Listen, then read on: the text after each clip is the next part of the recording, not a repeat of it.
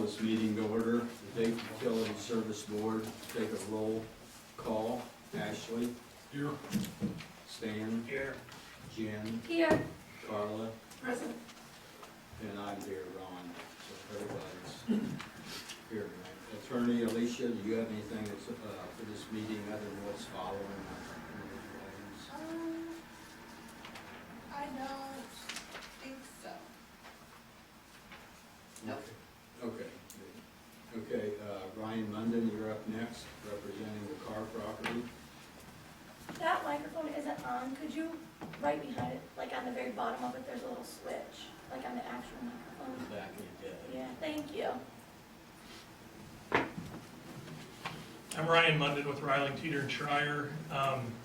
As Ron said, here on behalf of Carr Family Farm LLC, who owns 133 acres on the northwest side of town. 98 of those acres are in the county.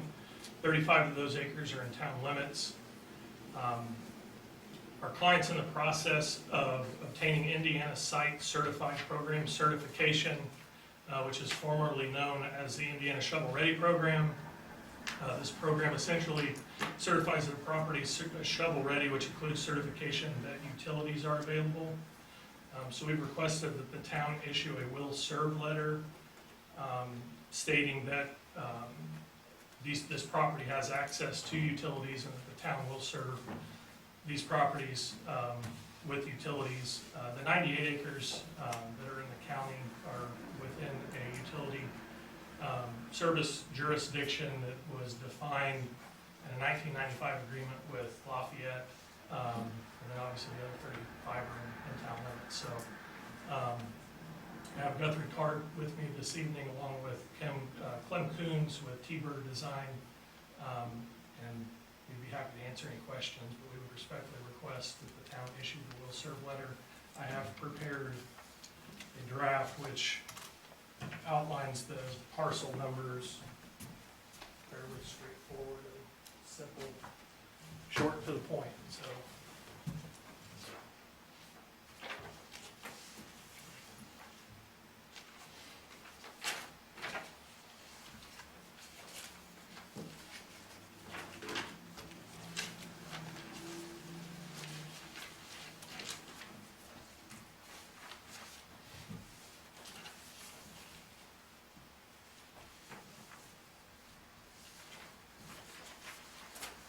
On the one map that you had sent, you got on an email, it shows the old Yost Drive. It doesn't have any improvements or what the new, or whatever you guys are gonna call it, Yost Drive will be. You have a map of that on it at all?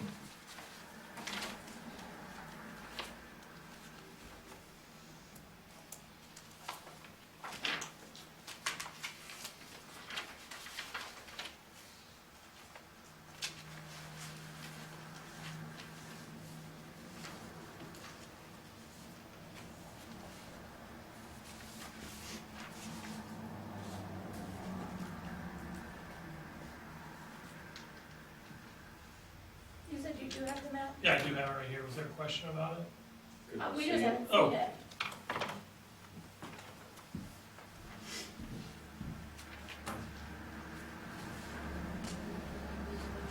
The only difference between the T-Bird exhibit attached to that draft letter and the one that was emailed is that the 133 acres on the attached letter breaks out what acres are in the town and which acres are in the county.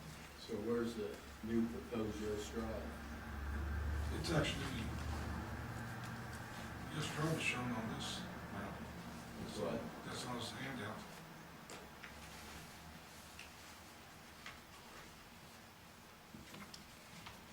It shows it on that, Candy? Yeah.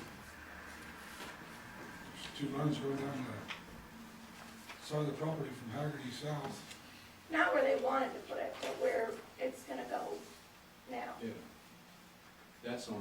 Those two lines are the existing land that the town of Dayton uses, which they're not using our land. Tom Murtaugh said that they're gonna put it in coming, and I talked to Guthrie when we were talking about the farm contract. I asked you about it. Do you know where that's that's gonna be? Because you gotta donate the land to the county or something. We haven't discussed the placement of that, we're just here trying to determine, we have to go through steps with the state, and the first step is to get this, they have an outline and they have a set process you go through. The first thing you have to do is ask about sewer and water. To the degree that, we've discussed this before, it is served by road to the north on Haggerty Lane. The question of Yost Road is unresolved at this time. We're here to simply ask about utility service.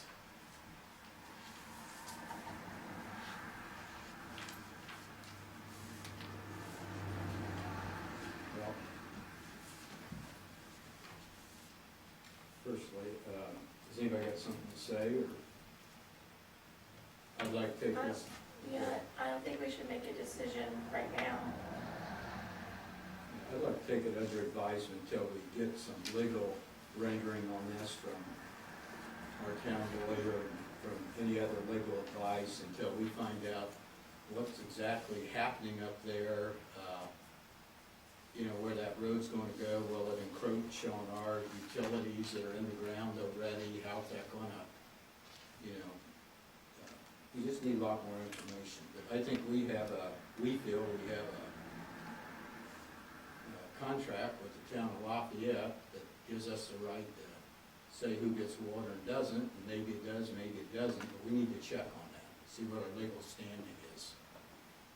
So is it the town's position that they have discretion on whether or not to service this property with water and sewer?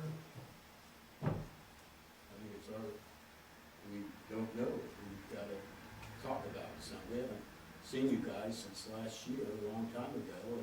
And our office has talked with your previous attorney, and we reached out to your current attorney with this same question, and we were told we need to be put on the agenda and come to a public meeting to have that discussion, so we're here to have the discussion. Well, the old attorney is gone now. Right, we talked to your new one too, so we're Yeah, here to have the how discussion. long ago did you talk to her? To who? To Alicia? A week For ago? the last few weeks. It was probably 2 weeks ago. Yeah, okay, well, And I apologize, our office has been crazy with Christmas and everything coming up, so I haven't had an opportunity to go through all of the information, which is why I haven't provided you any sort of response yet. But it is on my list of things to do. I just haven't, I've had other things that have been super pressing that I had to deal with, so I apologize for that, but I will make sure that I take a look at but I did, have a couple of questions while you're here that you could help me with. So, do you, because I'm completely new to this, so I only know the information that's been shared. Can you share with me via email the kind of the plan of what you're planning to do and what the utilities are, all of the hookups that you're seeking and that sort of thing, and that information as well, and then that way I have the full picture of kind of what's going on. Well, part of the Shovel Ready program is to certify that utilities are available, Sure. not details as to where they're gonna go and specific site plans. Okay. That's, the purpose of Shovel Ready certification is to certify to a potential buyer that, hey, this property's ready for construction. You've got utilities, you've got proper land use designations, you're ready to go, which cuts back on due diligence periods, and makes the property more marketable. So So essentially, at this point, we don't have that level of detail. What we Okay. can say is the anticipated use for an end user would be something comparable to what Toyota Two-Shoe has on Haggard. That would be our guess. So at this point, we're just asking for verification that utilities are available and that the town will serve the property. gotcha. And so in the future, then we would have the more direct plans of exactly what you were planning to do. Once you had gotten the shovel-ready program taken care of, then you would move forward with the plans of exactly what's Right, going and on. then at as that you point, sold the the lots. engineers would be involved and, Gotcha. plans would be Okay, prepared and more of that detail would be available. okay. Well, let me take a look at it, and I do apologize, like I said, this time of year is always just absolutely crazy in my office. So I've been working late, and I've been doing all I can, but I didn't have an opportunity to get this addressed for this meeting. But let me take a look, and we'll get back in touch. And if I have questions, is it the email address that you provided to reach out to you? It is. We were told that we needed to have this discussion at a public meeting. Are you saying that we need to come back in January to discuss, or? that's up to the town council. I just need to look at answer the legal questions that they have, and I think the main purpose was that I just didn't, I haven't been involved up until this point. So getting a footing under me of exactly what's going on is helpful for me. Okay, so just from our perspective on what we can expect moving forward, are we gonna get an email from you saying, yes, here's the will serve letter, or no, we're not signing it, or you need to come back to another We meeting? need to have another meeting and talk about it. They'll need to approve it at a meeting, whether the council wants you to attend that meeting, I think would be up to the council. I can't make that determination, but I just know that I haven't had an opportunity, and that's my fault, and I apologize for that. And we're here tonight to answer questions to the extent you have them. Is there any level of a discussion we can have now before you talk to your attorney? Is the shovel-ready program, is that something you have to do? Or is that just an optional, like, program that, like, helps your area, like, be more, not presentable, but like, sellable? It's not a mandatory program, but with respect to access to utilities, I think we would ask for the same, we'd have the same question for the town, whether we're pursuing the shovel-ready program or not. We were asked by the TIF district that we're in now out there to pursue that. So it was. The shovel-ready program? Yes, we were asked to pursue it. Okay, So it wasn't my own volition, it was a request, which was fine because that's what we did before, but it was part of the request.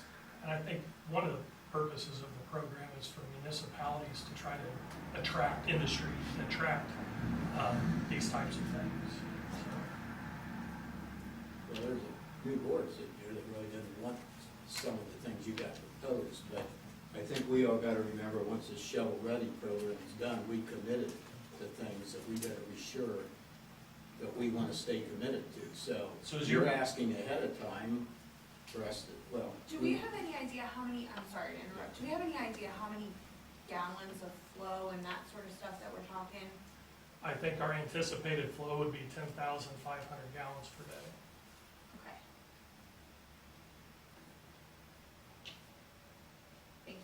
So Ron, is it the council's position that you would not extend utilities or service the property with utilities for a project that the council deems It's not our not position. desirable? We don't have a position because we haven't talked about, you guys, okay, maybe 3 weeks ago, you sent a letter to Alicia. We have no information from her. We have to do some research and thinking about it, have her research it, other lawyers, and see what we want to do here, what's all involved before you go too fast and you turn something over and then it's like the rezoning and all that, you know? Right, but we're trying to determine whether the town's position is that you're deciding whether or not you, and you use the word want, whether you want to service the property. Our position is you're legally required to, but is it the town's position that you're trying to determine whether you want to? I don't know. No, it's not our position, anything. We just need to talk about it more. You know, I think this is a good time to talk about it, and I see no reason why this town would not service that area. It's certainly within our responsibility to service that area. What he's asking for, I don't think is any different than anybody else that would have property out in this area or other areas that we are responsible for. 10,500 gallons a day is certainly within our capacity, and correct me if I'm wrong, Mark, I believe it's within our contract with Lafayette, so. Yes. I don't think there's any problems there either. why don't we have another meeting in January and come up with a list of questions and stuff we want answered, okay? We're sitting here totally without anything. I mean, we got, you know, that 10,000 gallons, does the Ron Berry Farm, is that gonna use 50,000 gallons, so therefore we have a capacity or not a capacity? There's a lot of questions. We have the capacity now, we have very adequate capacity. You know, when other users come to this board, then, you know, capacity will be brought up again and again and again, so. Ashley, do you know what the current available capacity is? I do not, it seems to me it was a much bigger number than that, and maybe Mark would recall, Mark had mentioned it before, and I really don't remember it. On the wastewater side of things, it's 300,000 gallons per day. That's current or excess capacity? For our whole thing. That's maximum capacity that we can pump to Lafayette. And what do you have now? About 70,000 a day. So we're talking about the 133 acres here that, that is or is not within the town limits. 35 of it is in town, 98 is in the county, but within the utility service district or So- jurisdiction. Are you asking for service for all of that, and would the 10,500 be service for all of that 133 acres, or is it just service for the 35? All 133. Thank you.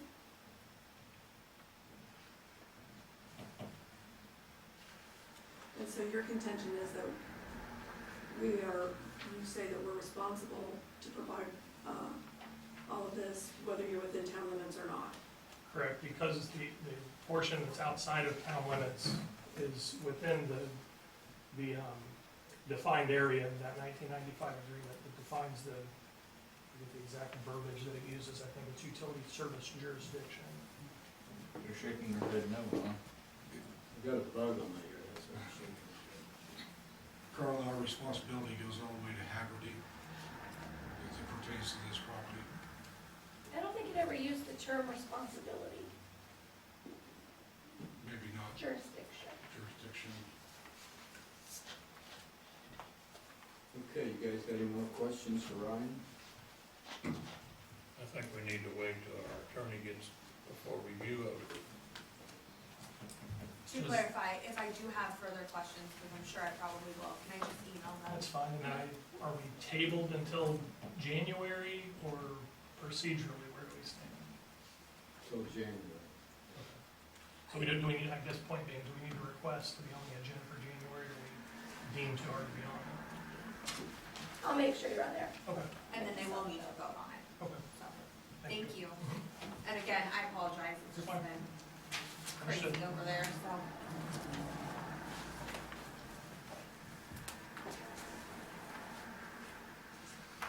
Thank you. And just, can I ask one clarifying Yeah. question? Because there was a question about if being on the utility service board was good enough, but it also need to be on the council agenda. So when we do vote on it, voting as the utility service board would be sufficient, right? They wouldn't have to wait, so. No. Yeah, I mean, the utility service board is in charge of that decision, so Yeah. it wouldn't need to be double voted on. Okay, just making sure, Yep, so. yep, Okay. that's sufficient for me. Thank you. Thank you. Okay, next on the list, we got Baker Farms, the pond permit. Mark, we talk about this a little bit.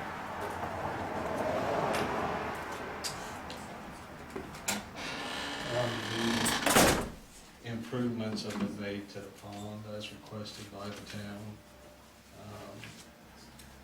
An email was received from VF&S Engineering. Their feeling is that the necessary improvements have been made, but that it will take some time to see if it will work the way it's designed. They feel it will, but you really don't know until it's tested. To that, on the town side of things, we do have a performance bond for the project, so that would be our safeguard for it. How much was that for again? The bond performance bond? It was for the whole project, the whole Baker Farm, so I do not know how much that dollar amount was.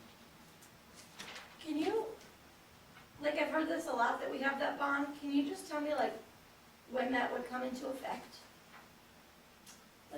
Once the town accepts when the town accepted Baker Farms to take over water and sewer service and maintenance of it, I think it's a 3-year performance bond. Oh, I'd have to check to make sure, but I believe it's 3 years.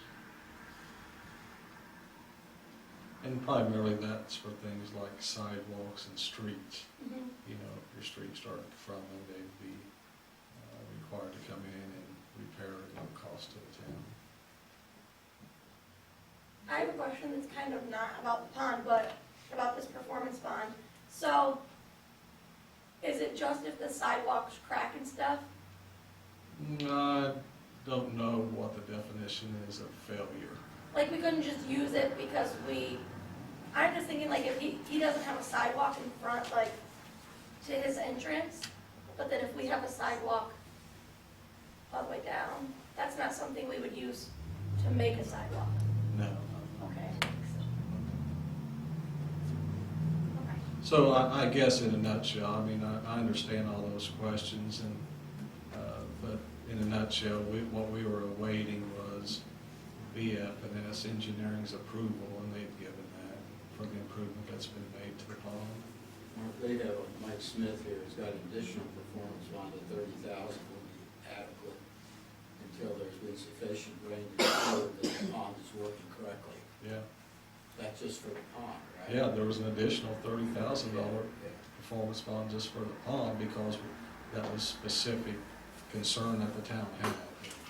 I went down and looked at it, they dug it a couple foot deeper, about 30% of it's down to the sand, and then there's still dirt on the other 2/3, or say 60 and 40%. Right. The part that's got the dirt holds water, but the sand is a little lower than the part with the dirt, so the water should, I think there's a little standing water down there now on the dirt part. Sure. But if it comes up 2 or 3 inches, it should go down on the sand, Yeah. it should percolate down in the ground. Yeah. I believe that's the reasoning on the way they've done that. Was. But the other day, I did see on the sand, it took 8 hours or so for it to go down on Did top it? of the sand. Yeah, you'd think just that little bit of rain would go straight down, so So was it ponded in there then? not over the whole thing, No, but big parts of big it? areas. Yeah. The dirt part was all, had water under 80%, the sand probably 50-60%, Right. you know. So it And I took, don't know why it's just sitting there, but it took a while, well, it might have been because it was the water still flowing into it at that time? or- no, it stopped. it It stopped. wasn't that big, it seemed like it was like 3/4 of an inch rain or something, it Yeah. wasn't that much, not like in the spring, but I think it'll work personally. Mhm. I think the thing should work, except, like Mike said, we won't really know till spring, but All right. we could okay, but I'll tell you, this winter, something melts and that thing comes up and out on that road again, we'll have to use that money to go and dig it down ourselves or something. Sure. And that's the purpose of the bond. So we could use it even before the pond becomes our responsibility? I don't understand what you're Like saying. this? Before we close I out don't- the whole subdivision, set the whole subdivision, if this winter, in January, a bunch of snow comes on, it melts, that pond goes up and over the road and freezes at night, Yeah. can we have the work done if Malacus doesn't want to? You probably would, but You know, that'd be a good question for Mike, actually. I've never had to actually be a part of something where you used a performance bond. Yeah. I always knew they were there, but there's never been a time where it was needed, you know? Typically, contractors don't want their performance bond called by a municipality, because if that happens, they have to report that in future bids for different projects. And that's a huge red flag for a lot of municipalities. So my guess would be that they would do pretty much anything to keep that performance bond from being called. yeah, he probably would, yeah. But that's, in case he didn't want to, we'd be covered, we'd have the money to do it, so, Okay. how's everybody feel? Yeah, that's great. Okay, somebody wanna make a motion? I would move to allow Baker Farms, or Greg Malacus, to apply for and be given his water permits. Second it. It's the water and sewer. Water and sewer permits. Second. Okay, we have a motion by Jan to allow Greg Malacus to go ahead and apply for utility permits now that the pond's taken care of. Hopefully taken care of it. It's seconded by Stan. We'll take a roll call vote. Ashley, Yes, Stan, Yes. Jen, Yes.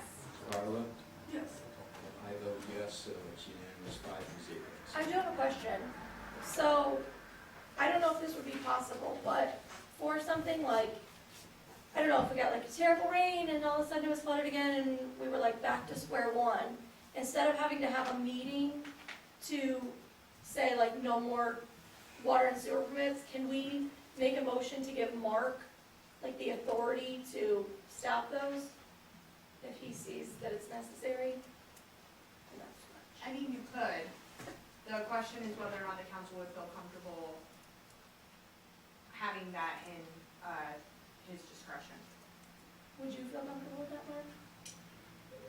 Yes, but I think that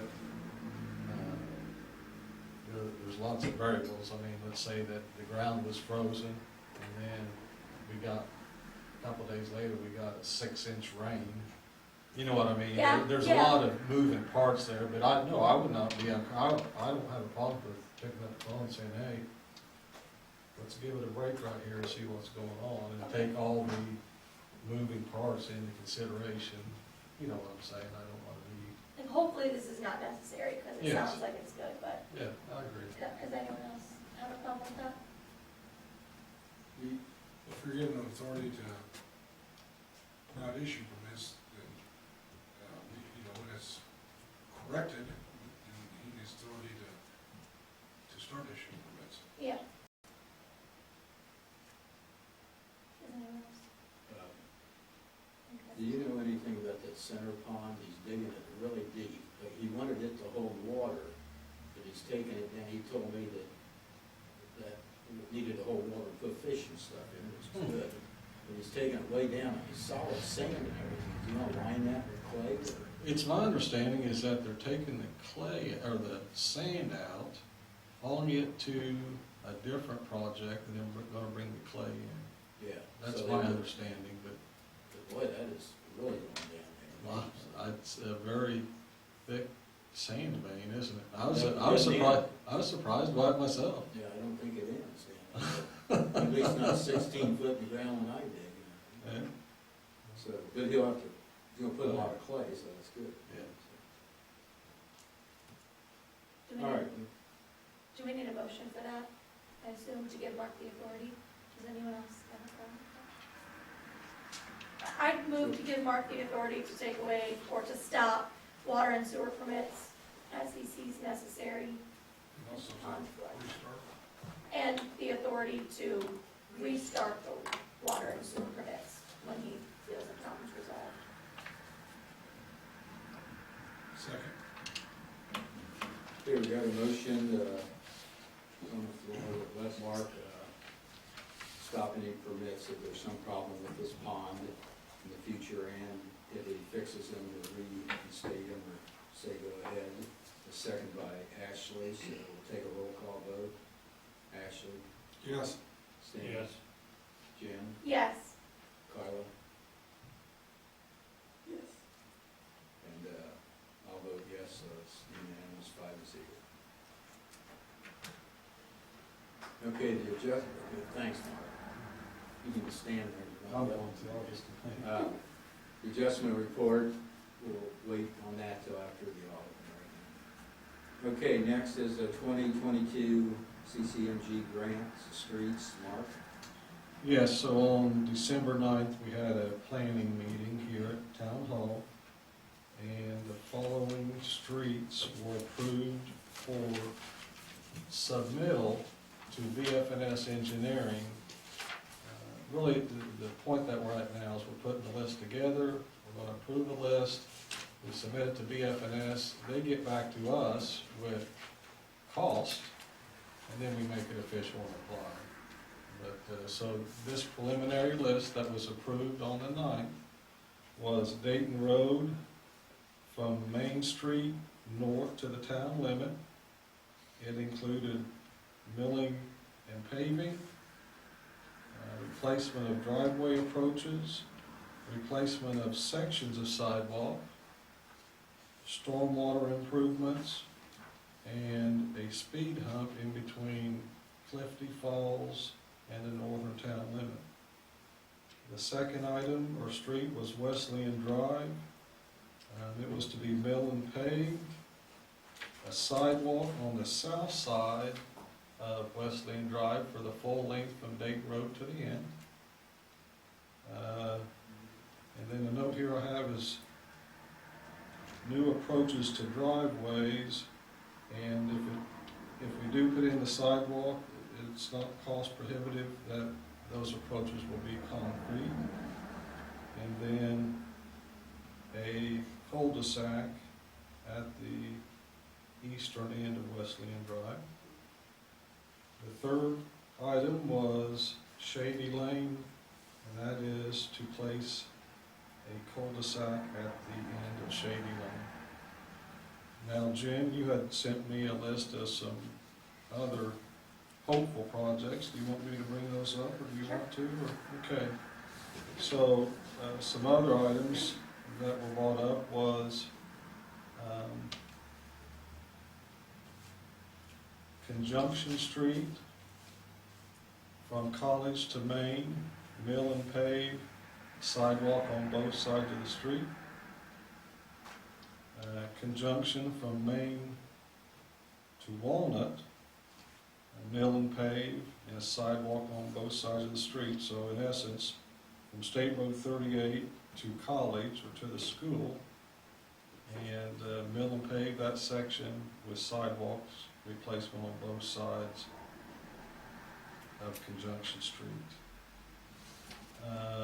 The third one was Republican Street from State Road 38 to Main Street, mill and pave, and a sidewalk on one side. Which side of the street were you thinking there, The the one east that's or already west? on, So is it this side or that side? So on the This east side, the east the side? one by, Farragut, not Perigo, Rod's Mufflers, Yes, yeah, on the east side. because the other one doesn't have a sidewalk, right, I just and wanted, we can't use grant monies. okay. So is there anything else that you would like to, this council would like to add before I submit the list to BF&S Engineering for a cost estimate? Just to be clear, we can change things when they get back to us, right? Oh, yeah, this is all preliminary, you know, and one thing that I do want to note is that they are expecting, whenever I say they, countywide, an increase in asphalt and concrete prices. So, don't be surprised if, I know I'd given everybody the figure of $75 a ton. No, it was it? Yeah, For the asphalt. They said you could expect it to possibly be $90 now. So, and that's all speculation, but I think that's something worth mentioning, you know. So when will you give those to BF&S and the house, when will they have them back to you? You know, I'll get to them this week, and probably, I'm guessing it will be after New Year's before they get it to us, just because of the holidays. We have until the 28th of January to get that grant application in to end up, so we've got some time, but I think that the sooner that we settle on our list, the sooner I get it to them, the sooner they get us back a cost estimate, the sooner a decision can be made. What is our January meeting date? January 10th. So what I'm gonna ask of them is that they get that cost estimate back to us by the 10th, so that that decision can be made at the January board meeting.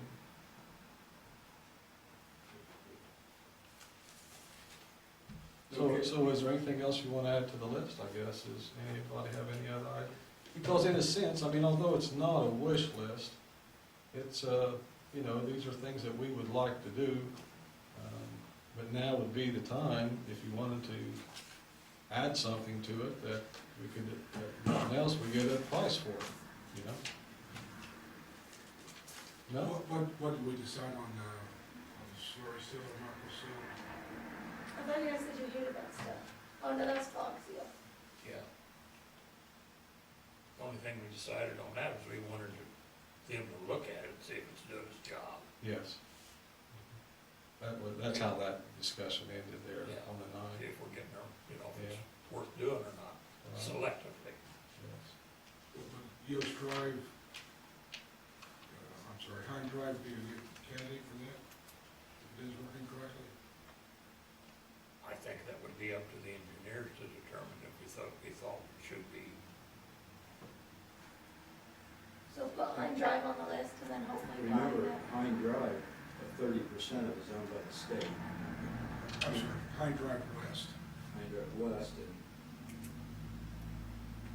Yeah, we yeah, could have, put Hine Drive, So Hine Drive West, Slurry Seal, Slurry Seal, get a price on Or that. Micro Seal, whatever it's called.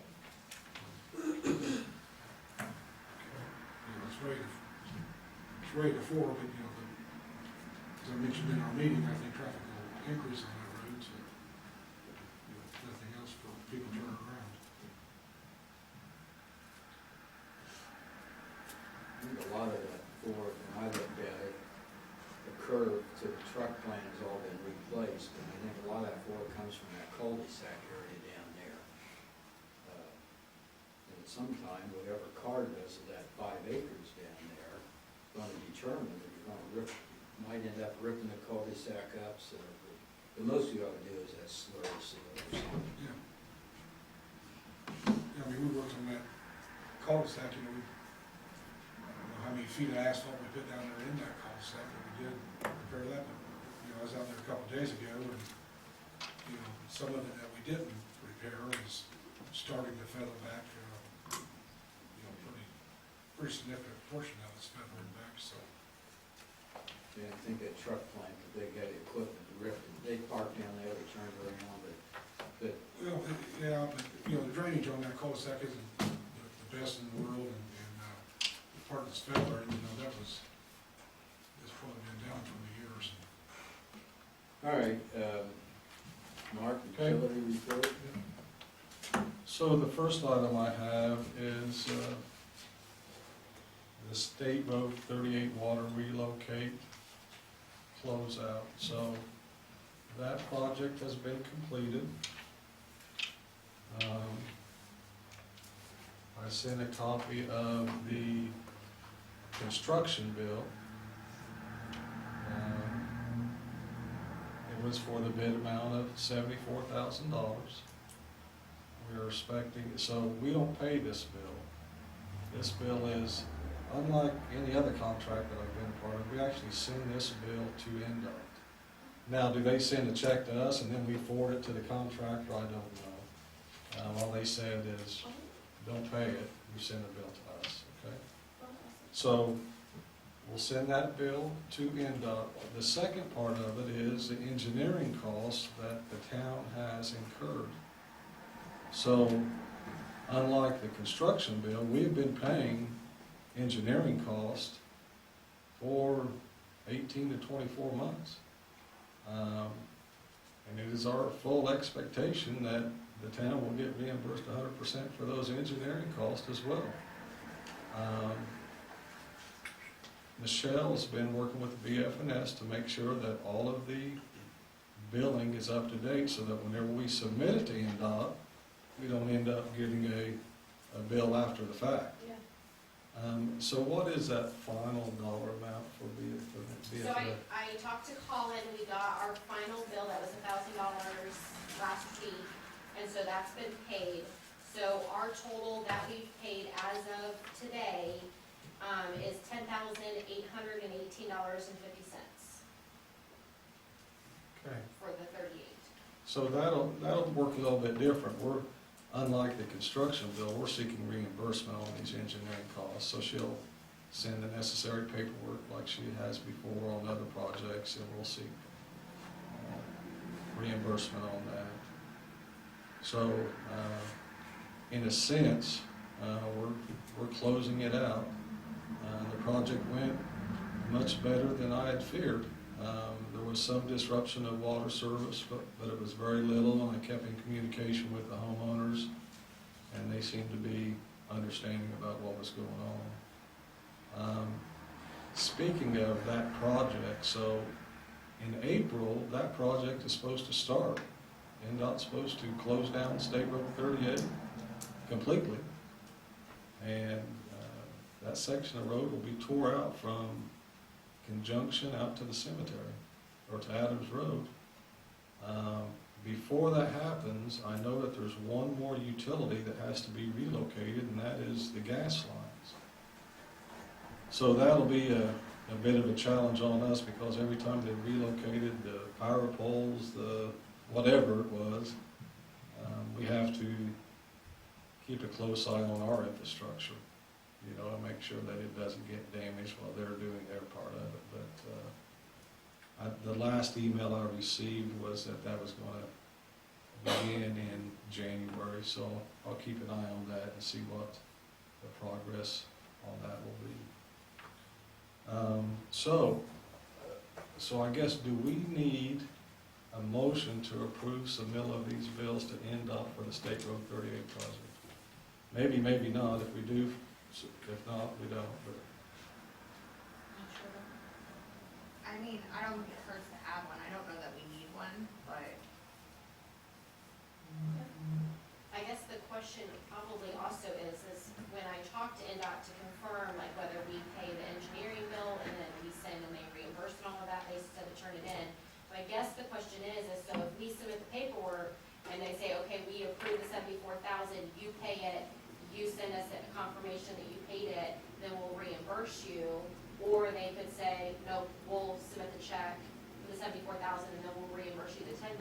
So I guess the question is maybe we need an approval for, if I send it over and they say, okay, we approve the 74,000, go ahead and pay it, then not having to wait for another meeting, make the approval for me to go ahead and pay the 74, and then they reimburse it. I think that's a smart idea. Yeah. To go ahead, to streamline it and give her the authority to either pay it if it needs paid or get reimbursed and submit the paperwork. I think that's probably a good idea. And you'll like double check and triple check that they're not, do they need the engineering and the $74,000 bill at the same time? Yes, they or- do. So Oh, I okay. have all of the BFNS invoices regarding State Road 38. I have them already all pulled. I've sent the email to Colin. Mark has been on it with all of the invoice amounts, dates, and numbers that we've paid. They checked with their accounting to make sure, because I said, hey, once we turn this in, I can't get an invoice saying, oh, well, we forgot to charge you for this. Yeah. So they've confirmed, we have email confirmation, both Mark and I do. So they will get copies of all of the BFNS invoices along with that. So, At the same time. Okay. yes, yeah, so they'll get a breakdown of, here's all the invoices for engineering that we've already paid. Here's the invoice for the construction. Now, do we pay this and you reimburse us, or are you just gonna go ahead and send the check? Okay, But Mark and I are both on all of those emails. okay, And then we can send you guys confirmation once we get the confirmation. cool. Somebody want to make a motion? So I would move to approve allowing Michelle to pay the $74,000 bill to KA Contracting if necessary, to then be reimbursed by NDOT. And then, And to submit all of the paperwork necessary. and to allow Michelle to submit all necessary paperwork for the $74,000 and the $10,818.50 from BFNS to NDOT to be reimbursed. Seconded. Okay, we have a motion by Jen to let Michelle get all the paperwork and submit a bill for $74,000 in dot plus the $10,000, some dollars for the engineering. Is that right? Anything else on that motion? Okay. So, and we have a second by Stan. So, we'll take a roll call vote. Ashley, yes, Stan, Yes. Jen, Yes. Carla, Yes. and I vote yes, so it passes 5-0. Okay, the next item is the Sheffield Fire Department insurance rating. So I met with the fire department and the insurance rating agency on November 15th to go over the flow data that the town has provided. And of course, they do their own thing with the fire department about what equipment they have and so forth. The only recommendation that the insurance, excuse me, insurance rating agency made is that what we do is we do 20% of our fire hydrants each year. That's our schedule that we do. They liked it, so once every 5 years. So they like to see it on a 3-year rotation. So instead of doing the flow test on 14 fire hydrants each year, they would like to see it done on, what would that be? What's 70 divided by 3? 22, 23 or something each year. So I'm not asking you to make a decision. I'll get a price on that and compare it to how we're doing it now, whenever it comes time next summer. I'm just making you aware that was their recommendation. They were pleased with what we're doing, and it's an improvement from previous, and they seem to be pleased with the fire department. Dayton currently has a rating of 5, and that affects your homeowner insurance premium. 10 being the worst, 1 being the best. Of course, I'm trying to get a number out of them, so what do you think, a 3, a 4? And they said, no, we just don't know yet, but from talking to Sean Alakire, he seemed to be thinking that we would see an improvement just because of the data that we're providing them. But we'll see, it takes time. It takes time for these insurance agencies to go through all the data, but whenever I find out that rating, I'll be sure to let you know. And then in the summer, I'll let you know on what kind of price increase. And it wasn't required, it's just a suggestion, but then we'll consider it then. Water license, so to keep my water and wastewater license, I have to get continuing education. I try to do it in the winter time. I try to do it preferably online even. So I'm just letting you know that some of those classes will be offered, and we'll see how things go, but I'll be trying to knock some of those education hours off as we go along here. Wastewater, sewer manhole cover. So I got a call, I can't remember what day it was, just a couple of weeks ago. Someone had stole a sewer manhole cover down at Kegel's Mill. Yes. So I ordered a new one and put it on, so you're going to see a bill from EJP concerning that. How much does a sewer manhole cover cost? I do not know, but I'm guessing probably around $100. What do people do with them? I think take it to scrap iron. That's not much they can get at scrap. Heads up real quick. I heard there was a big run on, what are the catalytic converters or something, but, the price of all scrap metal, whether it's copper or aluminum, it's all very high right now, so just making you aware of that one. So, next is cemetery lift station. So on December 3rd, a contractor was working down there for Duke Energy, and they hit the 3-phase line that was going to our lift station, so we were out of commission there for 4 or 5 hours, but it's been repaired. You might see down there where there's some caution tape still up there around that power pole, and that's what's going on there. Renew billing for October. So, in October we had 9 inches of rain.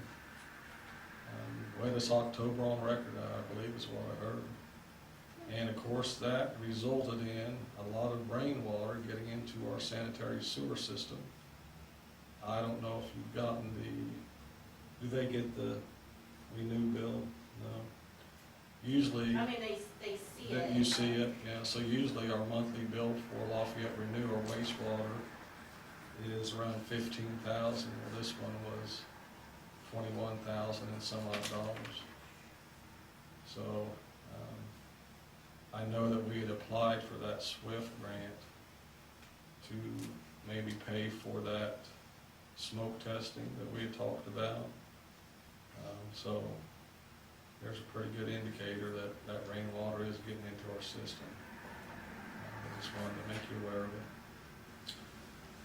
it. Okay, so on the streets. So this is for the 2021 community crossing contract. So we received the final billing from Pavement Solutions, and it was for the bid price of $14,049. What I am seeking is approval for payment, but there's a contingency.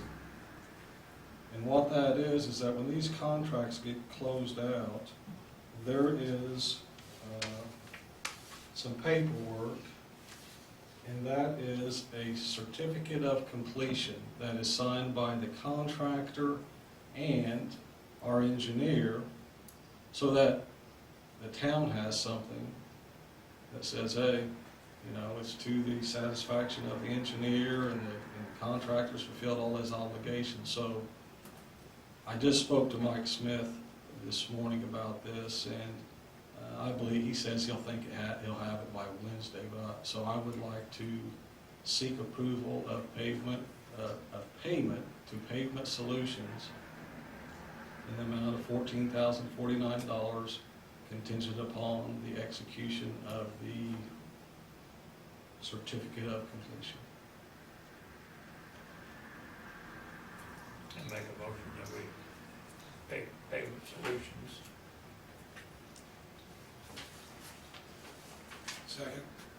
Okay, Stan made a motion to pay Pavement Solutions the $14,049. Ashley seconded it, so we'll take a roll call vote. Ashley? Yes. Stan? Yes. Jim? Yes. Carla? Yes. And Ron, I vote yes, so it passes 5-0. Okay, thank you very much. So the next one is the Midwest Paving contract. So we have paid Midwest Paving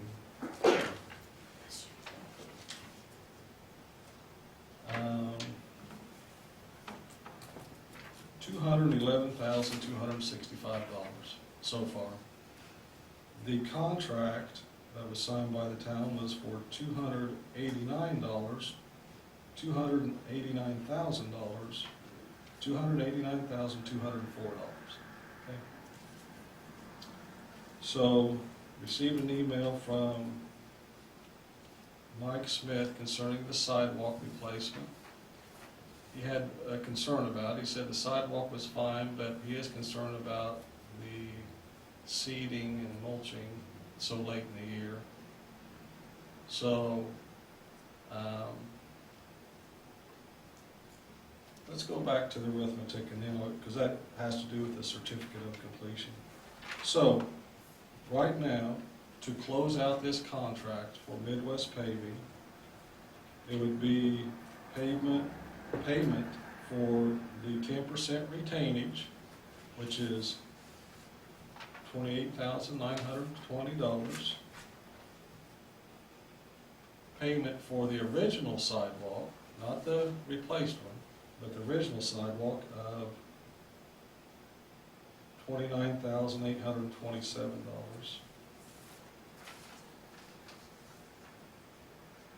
What was the original sidewalk number, I'm sorry? $29,827.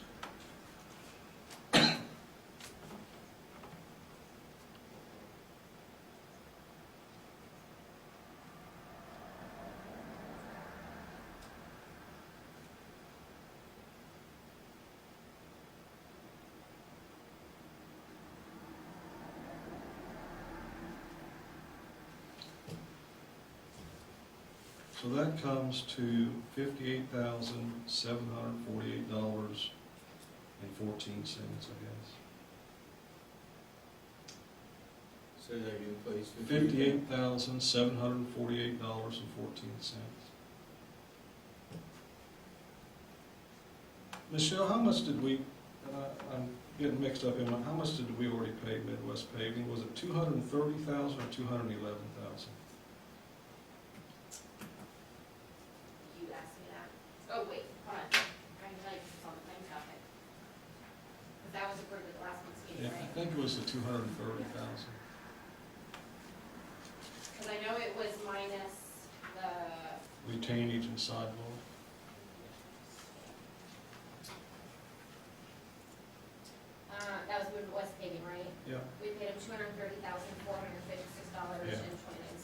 So I gave you the wrong number, that 211 number was incorrect. Can you repeat that one more time, please? Yep, $230,456.29. Thank you. So, to close out the contract, we need to pay for the original sidewalk and the 10% retainage of $58,748.14, which meets our contract obligation of $289,204.43. So,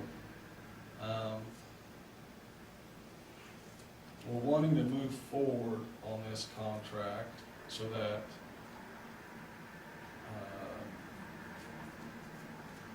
because we're wanting to move towards the 2022 grant.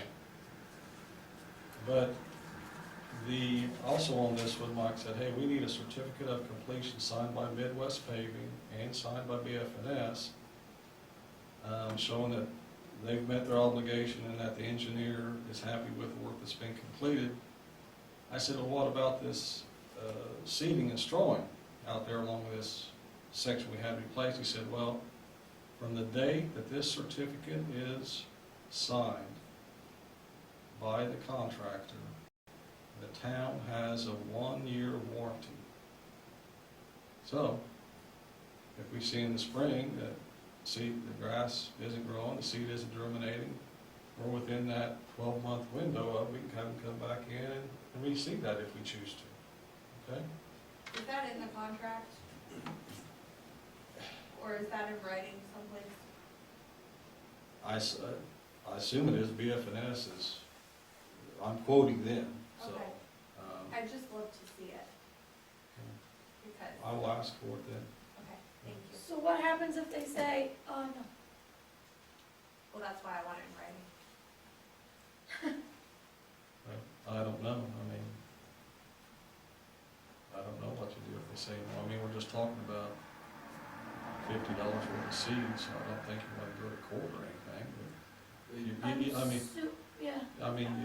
assume that they're going to make a good faith effort to do it. They put down a lot of half-frozen clumpy dirt that's gonna have to break apart in the spring, sort of regrade it, and then reseed it. Looks like to me they need to add a few yards, but it's not that big a deal, so. And I think this is the way I look at it. We've got a 200-some-odd foot section of sidewalk replaced.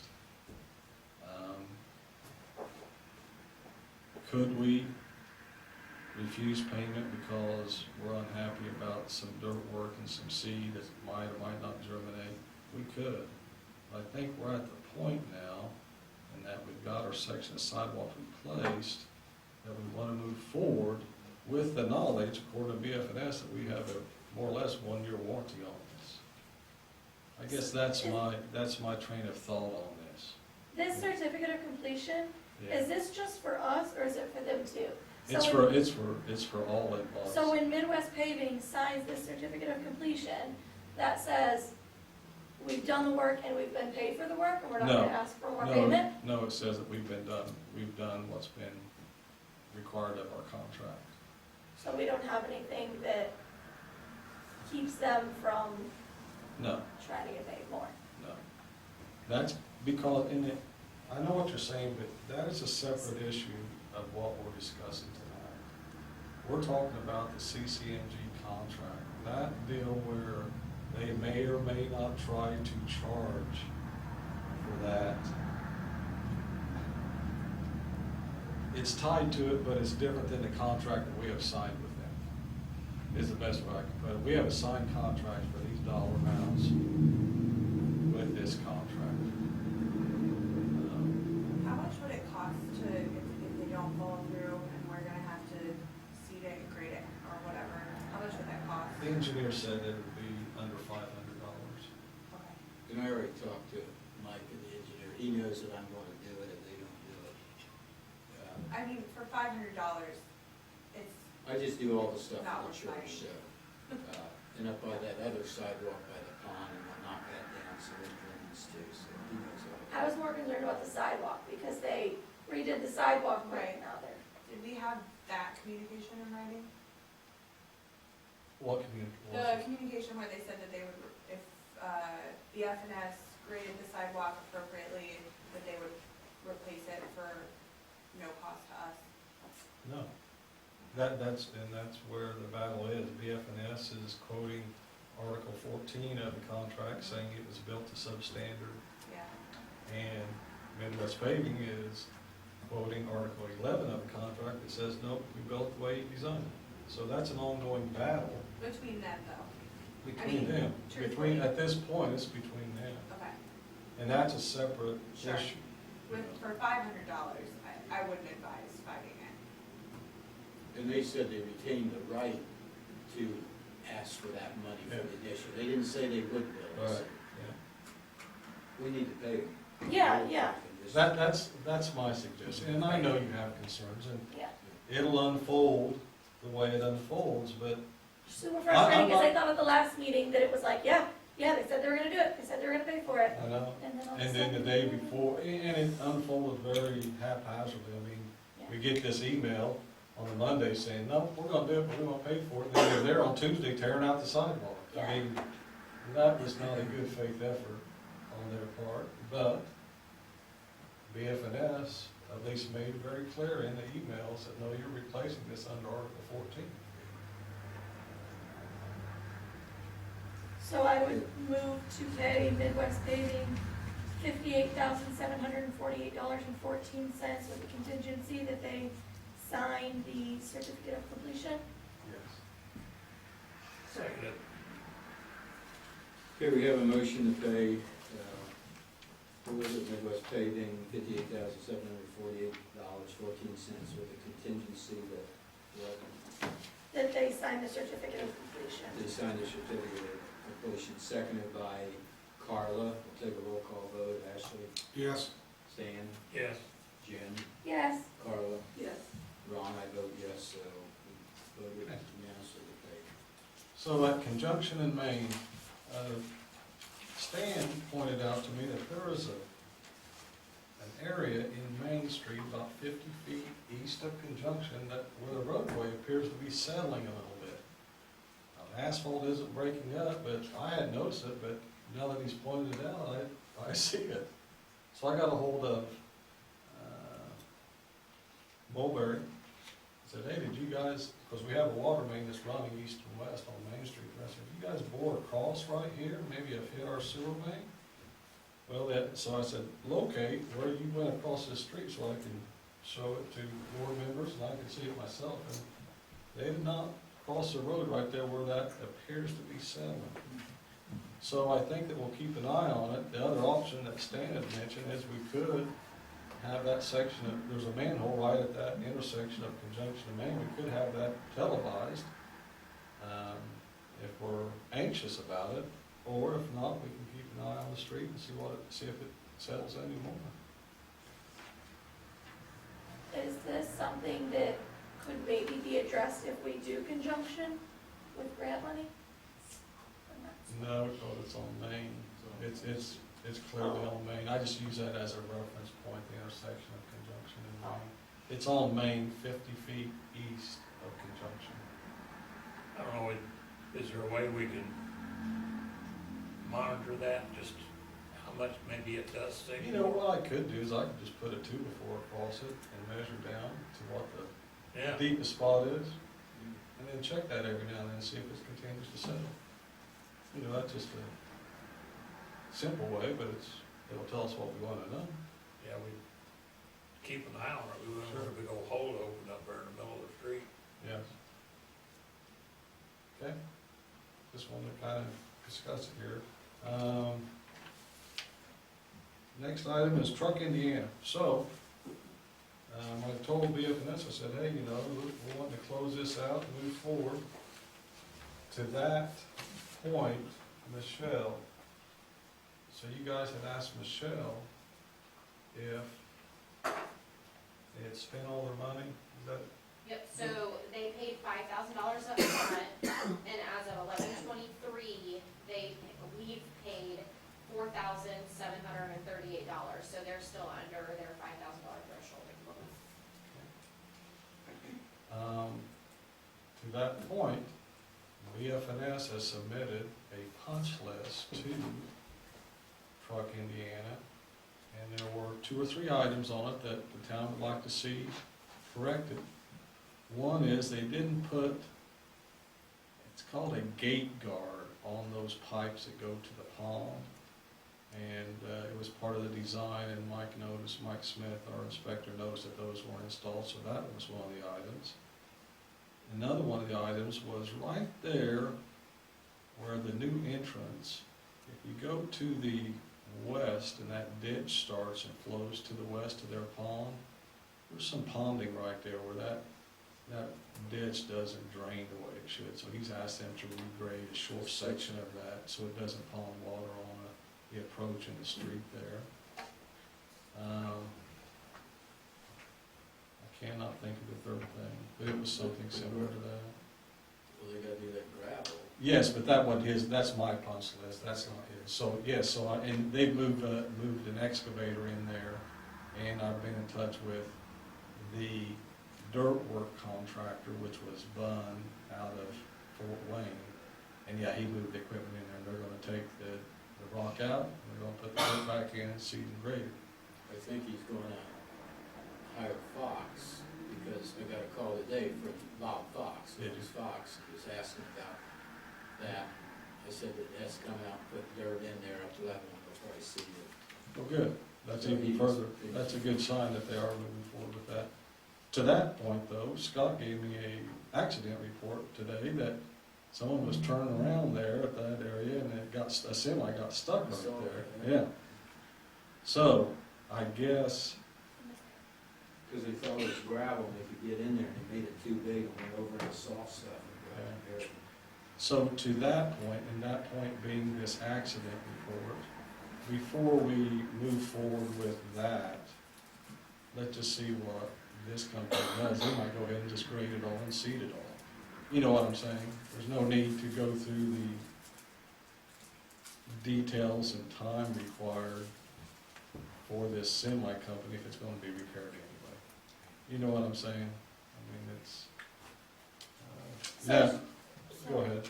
So is Truck Indiana completely open? It No, looks I see- like you they know were what? like, ready to go, we're know, open, yes. giant trailer. I saw the big sign up there, but I was surprised by that because I asked Area Plan to notify me Mhm. whenever they receive their full certificate of occupancy, and I hadn't heard from them. But I saw out on the interstate, there's a big sign that says we're open. They're 100%, or look like they're 100% out of their other building. Is that right? There's nothing around their other building that they. They were awaiting approval of the Sheffield Fire Department for the sprinkler system, last I heard. But I have one of my questions later, is before an occupancy permit, does the council have to give its okay? But the area plan used to, both of you guys all asked this, but area plan used to, when we did McAllister or Dollar General or whatever, the council always gave it its okay. Yeah. And they checked with us before they issued an occupancy permit, so that these loose things could be wrapped up. I agree.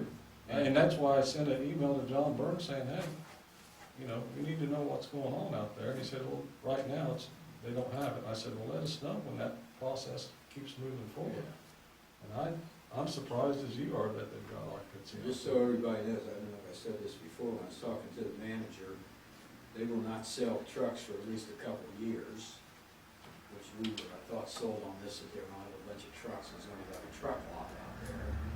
And also, instead of 4 bays, as was presented to us before, they're gonna have 18 bays of semis coming in and out of there. So it is gonna be like on the interstates, where all these semis will pull in and out. And they'll be open right now till midnight, but then eventually they'll probably be open all night, with nothing but trucks in and out of there. So I thought it was just service and repair. It's supposed to be sales. Yeah, It's sales. supposed to be, Well, I know sales too, but right now, their sign says that they're open for, like, service repairs. as I just said, Yeah, for that's 2 what he's years. saying. that's what But I'm I don't saying. think people are just gonna pull in just to go take a nap. I mean, it's like if you're broke down. No, You know, you pull in off the interstate, they have them all across the United States, where these semis, they pull in. We were sold on this thing that it was gonna be a truck lot selling trucks with a few bays. Open, not very late, you know, and this is what these things, this is why you want everything written down, and why you you're careful with this stuff, because basically they lied to us, and they're doing it completely different than what they originally got their permits for, so. Just throwing it out there. Okay. But we need to check on area Yeah. plan, maybe Carla, you could Yeah. ask too. that, we should have the right to say yes or no. Or at least have a comment period. Yeah, come. Next item is leaf pickup, so that contract's been fulfilled. I believe October 6th was the last pickup date. December sixth, Or not, yes. What did I say? October. That was been easy So pickup close. that day. It was still 70 degrees out. But anyway, so that contract has been completed, so, and I don't know if it's necessary, but we still owe $3,000 remaining on that contract, so I'd like to have Michelle to get approval to pay that, so we can close that out for this calendar year. Do you have the invoice page? Do we have the invoice? I guess it doesn't matter. It's just off the same contract. Yeah, just the contract. I think as long as we say it's Yeah. complete, she can go ahead and pay it. Stubborn stuff. Yeah, I move to approve Kelly Landscaping, yeah. $3,000 for the remaining, leaf pickup contract. Seconded. Okay, we have a motion to have pay Kelly Landscaping the balance for the leaf pickup of $3,000. Stan seconded it. The motion is by Jen. We'll take a roll call vote. Ashley? Yes. Stan? Yes. Jen? Yes. Carla? Yes. And I vote yes, passes 5-0. Next item is the Ford truck snowplow, so I took it to the row equipment. What that's called, yeah. Put the new cutting edge on it, so that's complete. The Chevy truck, it needs a new cutting edge on it too. It's got about a 1/4 inch left on it before it starts getting into the plow frame. So I would like to get it done also. But I'll hold off on doing that because you say you want to use that truck in the parade. Well, we're gonna use it next Sunday. Yeah, so I'll hold off on getting that scheduled before I take it in and get that edge put on there. Last item, and this is something that Michelle had asked me about. So the, has all the engineering costs that the town has incurred for Baker Farms been reimbursed to the town? So I'll let you address that, Michelle. Yes, so as of,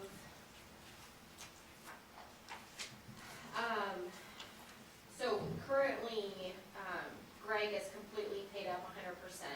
There will be one, maybe only one more or whatever regarding the pond with the issue that was being fixed now. And Mark said that Greg is aware of that, but as of right now, he has reimbursed the town everything from, the inspection fees, I believe it is, and the agreement, and the Do attorney. you know all how of much that. all that amounted to roughly? I can pull the file, because I, 100,000, 80,000, 190? just for the BFNS stuff. Yeah. Oh, I mean, I can pull it. I have, every letter that I sent him, all of the invoices that I sent him, a copy of the check when he paid You it. could email us a copy, or just a total, that'd be interesting. And like Michelle said, there will be one more, and I let Greg Malakis know this, that, hey, there's still gonna be a bill because we had to have engineering inspections done on this pond improvement, so. Does he go through the middle pond or any other ponds that they change? You know, that middle pond is not being done at the request of the town, you know? So no, I mean, That's what I was- yeah, that's kind of in between him and he's forcing his contractor to do this because it doesn't hold water like he had paid him to do. You might ask Mike Smith about that back pond that he was supposed to get, or Magnus, or something. They're supposed to get the output of the discharge of the water from that back pond before and after they built the pond. And I've reached out to BFNS and Vestra Engineering since July on several occasions. And I've been frustrated at every turn. It's a simple request, and for some reason, the investor does not want to provide that information. And by that same token, the gentleman who is building the house to the south of that, and I finally let him know, I said, listen, I'm making every effort to get this information, and I'm being unsuccessful with it. I said, the town is making every effort we can to get this for you. Yeah, he's contacted me a couple of times, and I think it's only fair of Wackus and them to get that discharge so they can prove, I mean, Greg told me, oh, less is discharged now than it was before. Well, have your guys show it. Yeah, just show us the paperwork on it, that's fine, and we'll move on from it, but it's, Usually when you don't show it, something's wrong. well, you know, it's not a good sign. Yeah. You know, I agree with you. Okay. Any questions? Thank you. Okay, we'll open this up for public comment. Trish, you got something? Not in this meeting. Anybody else? Okay, council comments. Ashley? On the Shady Lane cul-de-sac, you know, we're looking at that for community crossing. So is that definitely town of Dayton property, or, you know, Ron, I think at one time you said you and Cindy owned that? You know, I didn't know the answer to it, but it's private property that we are donating, in the process of going to donate it to the town of Dayton, just like part of Shady Lane years ago. okay. Same principle, you know. I don't think that we should be spending money, including that in a grant until that's happened. This is my point. Well, I was hoping it's gonna happen tonight. What do we- Shady Lane, the agreement to,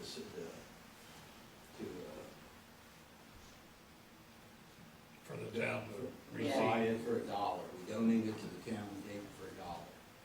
I think it's, You know, I haven't researched, you know, I find out, I can't believe that for presumably decades and decades, you know, the town of Dayton's been plowing this and spending money on asphalt and stuff like that without the town actually owning it, you know, that's, you know, I just Well, can't. somebody's driveway's back there. But why would Ron do that? If it's his property, why didn't he maintain it? I do it, if the town wants to help do it, that's You fine. asphalt it? I even do your property too. But, you know, so, you know, I don't know that, you know, you say you all own it and everything, and, you know, maybe you do, I don't know. But I can't believe that the town has spent money assuming that they owned it without actually owning it. You know, I can't believe when that, what's it, Lux, is that like a Lux subdivision, or Lux owned that property? I can't remember. It's immaterial at this point now, actually, it's just like Shady Lane, the park coming in, it was owned by us. Third of that lane was owned by us, and eventually we donated it over. Okay, When you find out, if the town goes, they probably plow in places. I'm plowing an alley up here that I don't think it's the town's alley, but the people asked yeah, to plow it, so, but it needs to be turned over, the town is using it, the private residence is using it, we wanna, it was on our grant money to do the cul-de-sac when everybody right. thought, it doesn't really matter who owns it. We found out it's our property, we're donated to the town of Dayton to close up these loopholes. And I think that's great, you know, that you're gonna donate it. I don't think the town should be spending money through consultants to write grants on projects that we have not, bottom line. So after that's donated, then yeah, by all means, go ahead and, you know, do it.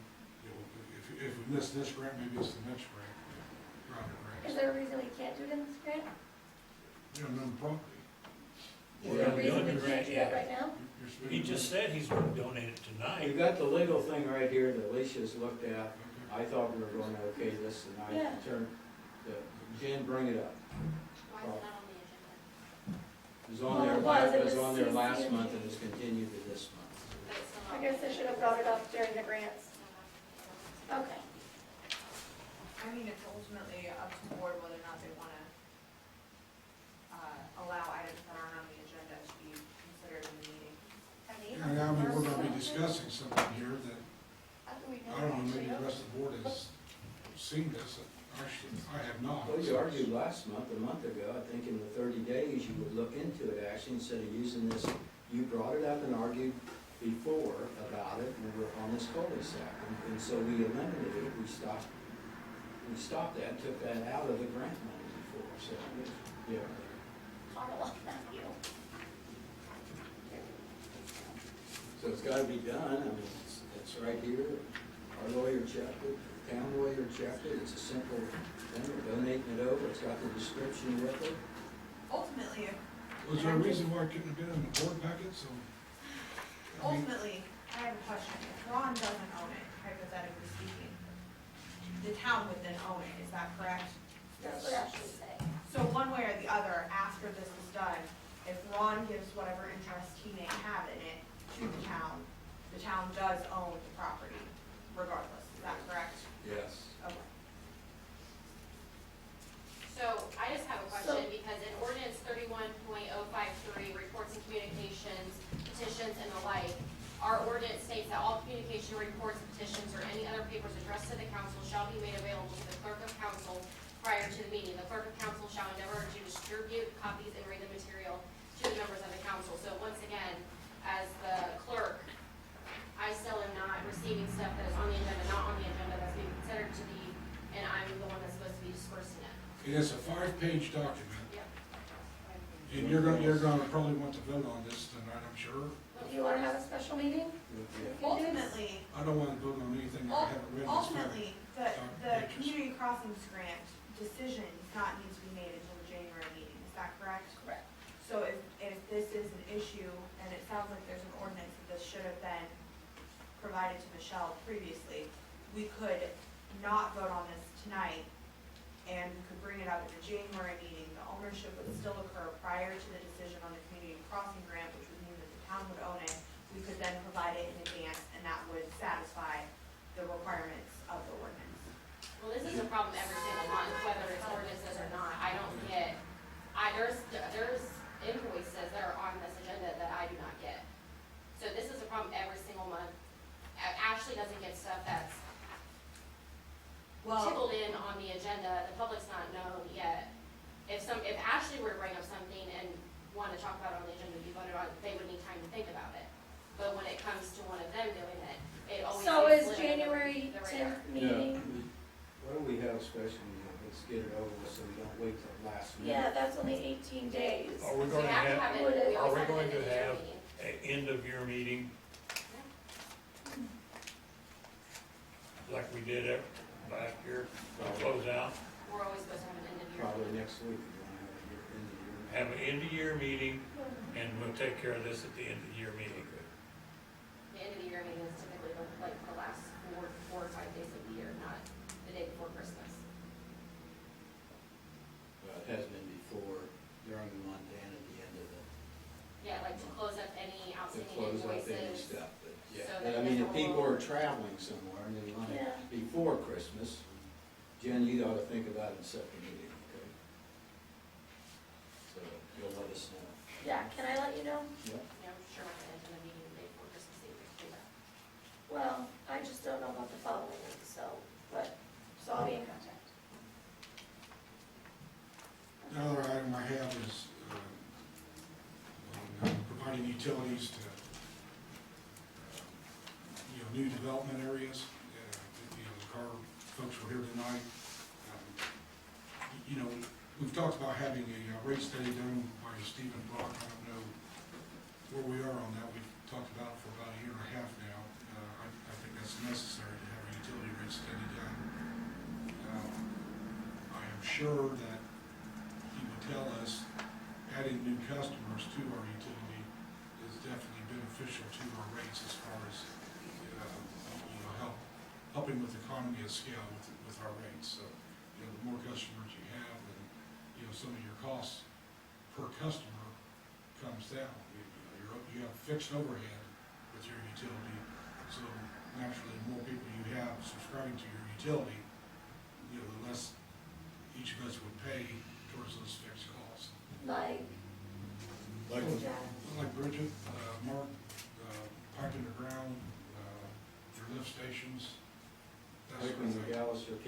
years ago, our rates have never gone down, like when 3 gas stations came in, our rates have never gone down. Like when the new, anything Dollar General's come in, our rates haven't gone down. Is that how you mean? Yeah, back when gas was 29 cents a gallon. Yeah, that's nothing to do with that. We also have to pay for the infrastructure, a big infrastructure to get to that corner up there if we do it. That always might pay for Yeah, itself. wait a minute, 20, 30, a 40 developer years. is responsible for coming to wherever the utilities are located in the ground and picking them up. Did we just saw this Well, with maybe. Baker Farms? So maybe, yeah, after we fought for a year, we did decide. Remember, No, this is actually in development. 2008, There is no fighting. in It's a ordinance in 2018, development. Baker Farm was $80-some thousand, did not pay a penny. You guys didn't charge them a penny till this board here sat there and argued and argued and argued and argued and made Greg Malacus pay that bill. Okay?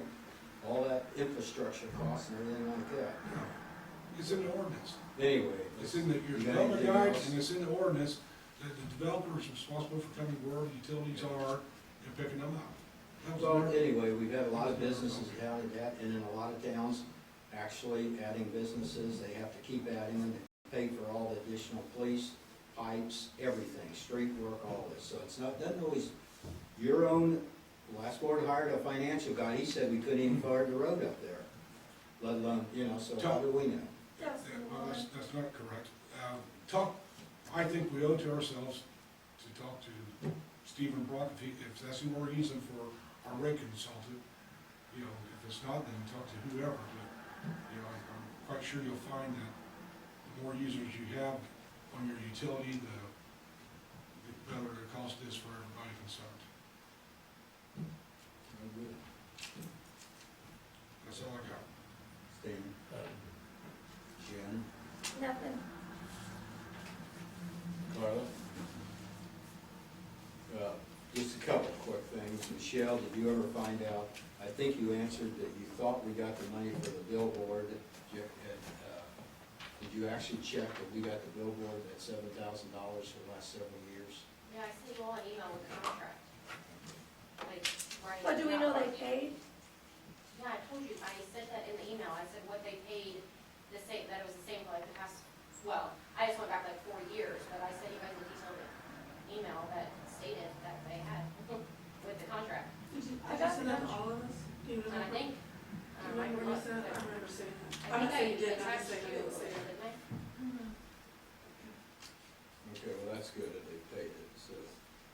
11/19, Okay. I sent you guys all, every single one of you, plus Felicia, and I said, I have contacted the company that runs the billboard and had them send me the contract, since we don't have one here at Town Hall that I can locate. Looks like the last time it was signed was in 2010. I've attached a copy of it. And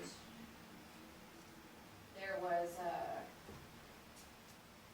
something else that I had sent out where I said that they paid, that I went through. Cause I think I had sent it to Ron regarding that, what they had paid, when I had looked back the past 4 years, cause I remember because I was sitting on a school bus. Yeah, okay, so that's good. Will you forward that to the rest of us? Yeah. Do we need to do something with that contract though, because it said, It needs to be updated. yeah, Cause I think it was only good for either 5 or 7 years. yeah, there Or was maybe 6 years from 2010, yeah. For next year, we need to look around and see if we want to increase it. It hasn't been increased in years, and maybe it's fine, and maybe it isn't. But either way, it needs to be signed. Yeah, and the lady that I talked to had said that typically when there are no changes or whatever, it just gets kind of forgotten about. She said this isn't the first time that it's not been updated, but obviously the last time it was done was when Ron was in office. And we might wanna consider putting a provision in there that if it's not re-signed, that it automatically renews except for like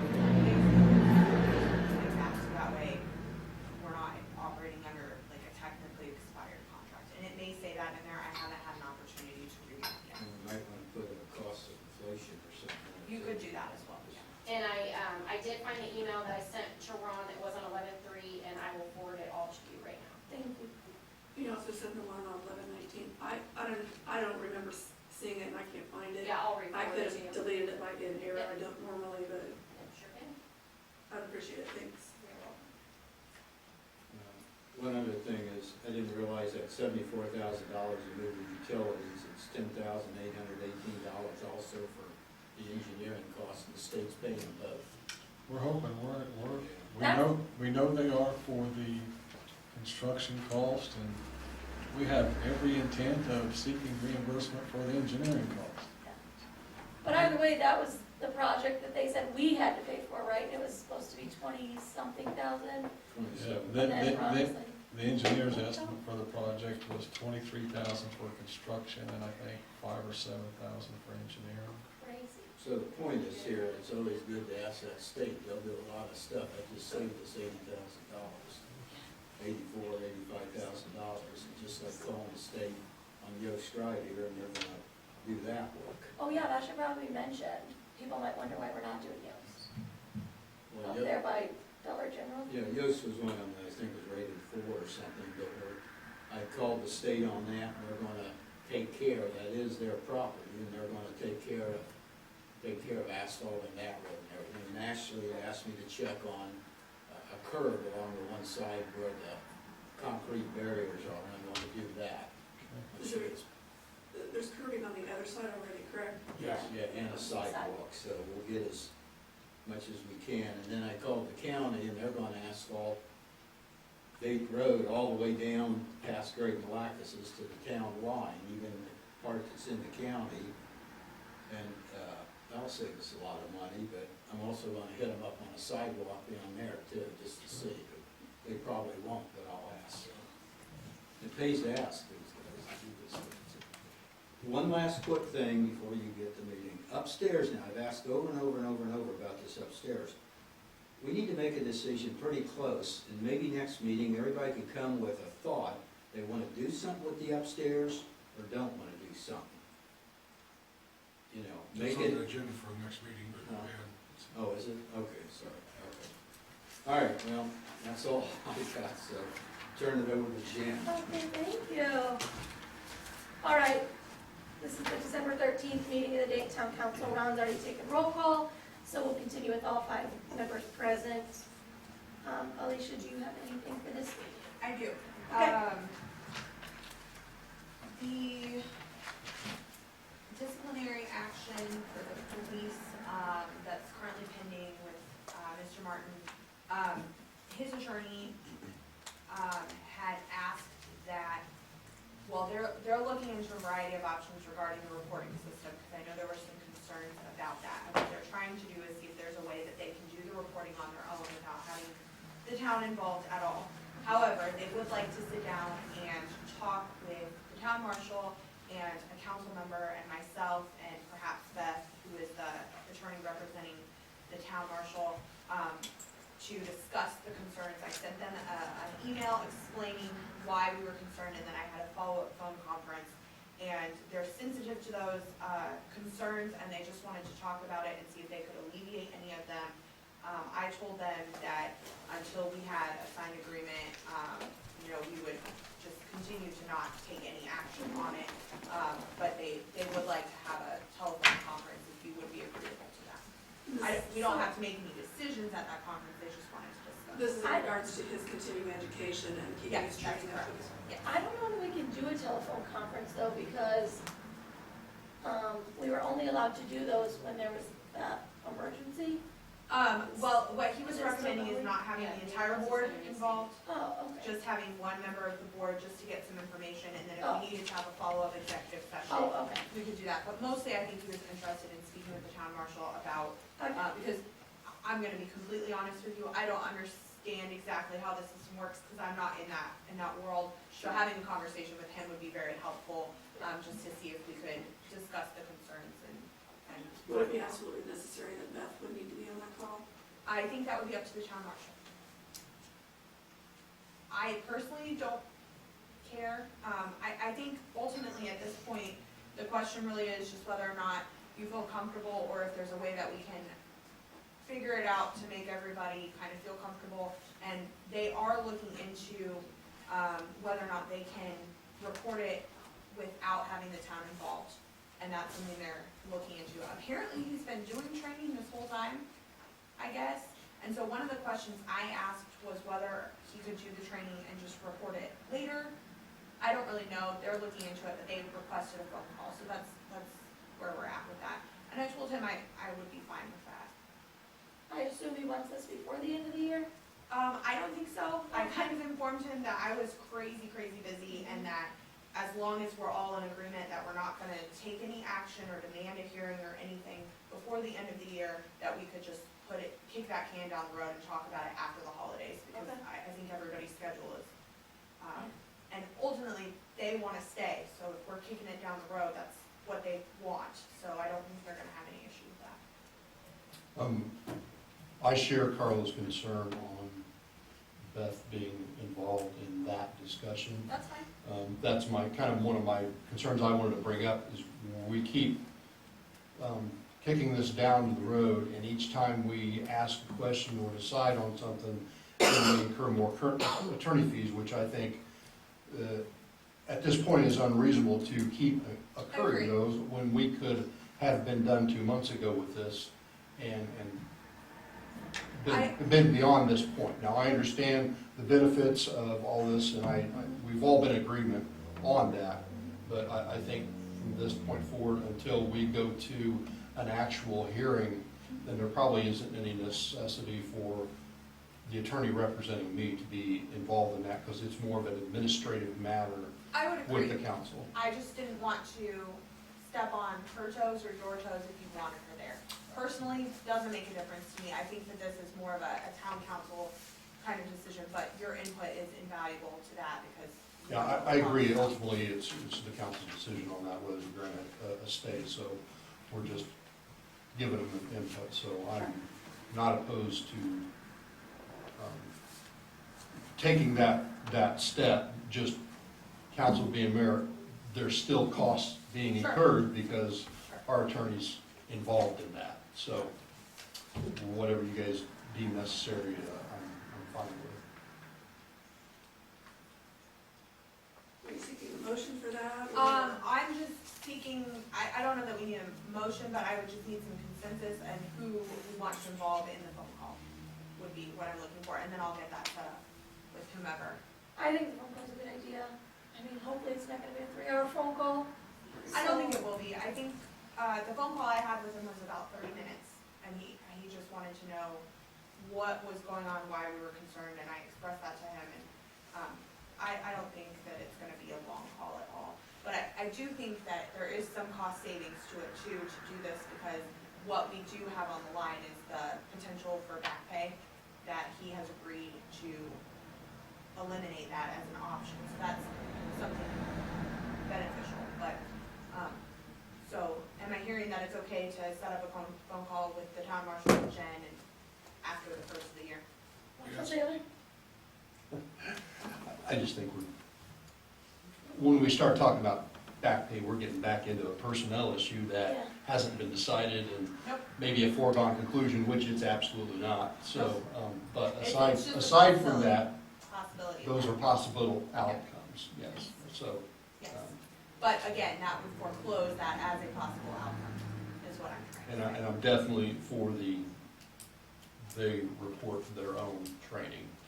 If we can get it to happen, I think that that's for the best as well, but I don't know, again, I don't know enough about how the training is reported and the requirements for it, and frankly, I don't think you want to pay me to figure it out, so that said, I thought it would be beneficial to have us just sit down and talk, and when he suggested that, I think that's a good idea, to eliminate the back and forth.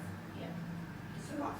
So do you want to coordinate the call? Do you want I can Jen or coordinate. Scott to try and get that coordinated? or- I can coordinate it, I mean, it's just a matter of an email and setting a date, so, okay? I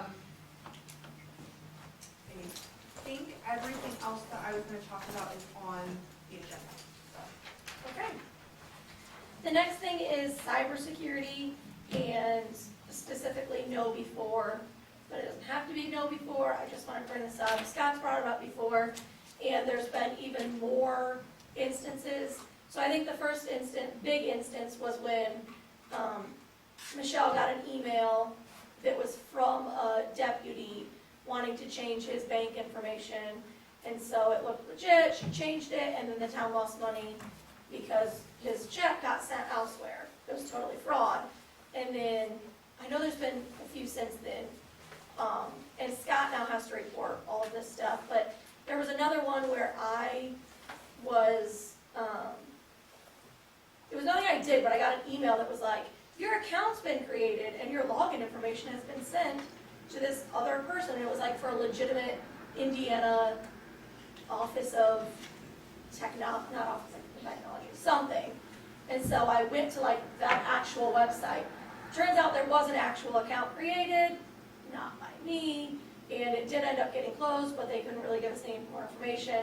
And then more recently, Michelle, you got another one about something, Scott had emailed. Wanting to change his banking information. Yeah, oh, and one was sent from me to Mark, or more than Mark, I think it was sent to Scott too, and it was like, please contact me discreetly for something, I don't know, and it was like, super scammy, super weird. Anyway, obviously, municipalities are a target, and we stand to lose a lot of money. So, Scott has said before that he gets this training through the county, and it doesn't take long, and it just kind of makes you aware of like, what to look for, and what not to click, and what to do if you get these things, whatever.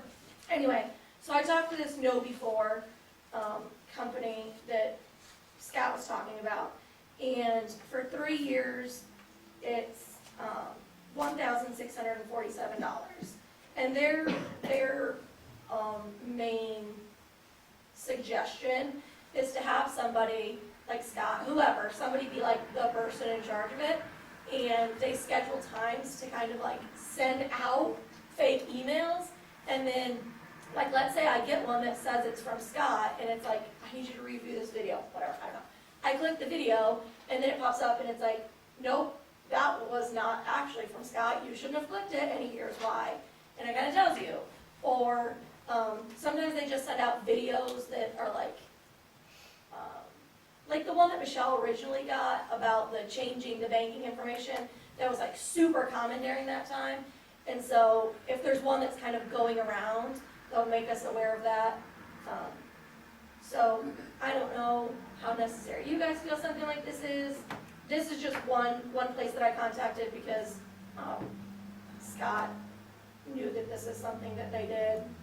And then, so then do they have somewhere for you to forward that email to them if you suspect that there's phishing or, we have this at work all the time, so there's our technology department, we send it to them for them to review, and report, and to follow through on that end of it. Or is it just, oh, whoops, you shouldn't have clicked on that, here's why you shouldn't have done it, surprise, and that's all they do? Oh, you're saying like, so you forward it on to like, say, I didn't open it or whatever?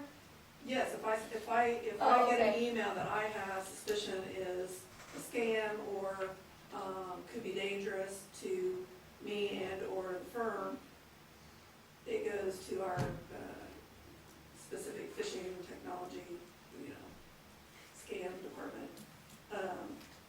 I don't know that we necessarily need something, I'm just trying to figure out, is there some sort of follow-up with it, or are we just paying money for them to send out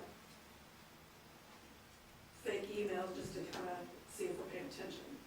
Yeah, and within that fake email is like the learning, because then they take you to that email and it's like, if you look at the, if you look at who it's from, you'll notice whatever thing. If you notice at the bottom, there's this misspelled, whatever. I don't know all the things, but it walks you through the specifics of why, like what you could have caught. But like, if you don't click it, then you just knew not to click. I thought there was just like a Scott, I don't know where, I can't see him, but I thought you had told like that there was just some simple like online, to pay $1,000 to send out dummy emails. I mean. Yeah, it doesn't whether have to there's, be like, this, some I kind of just want to bring it training up. course, like.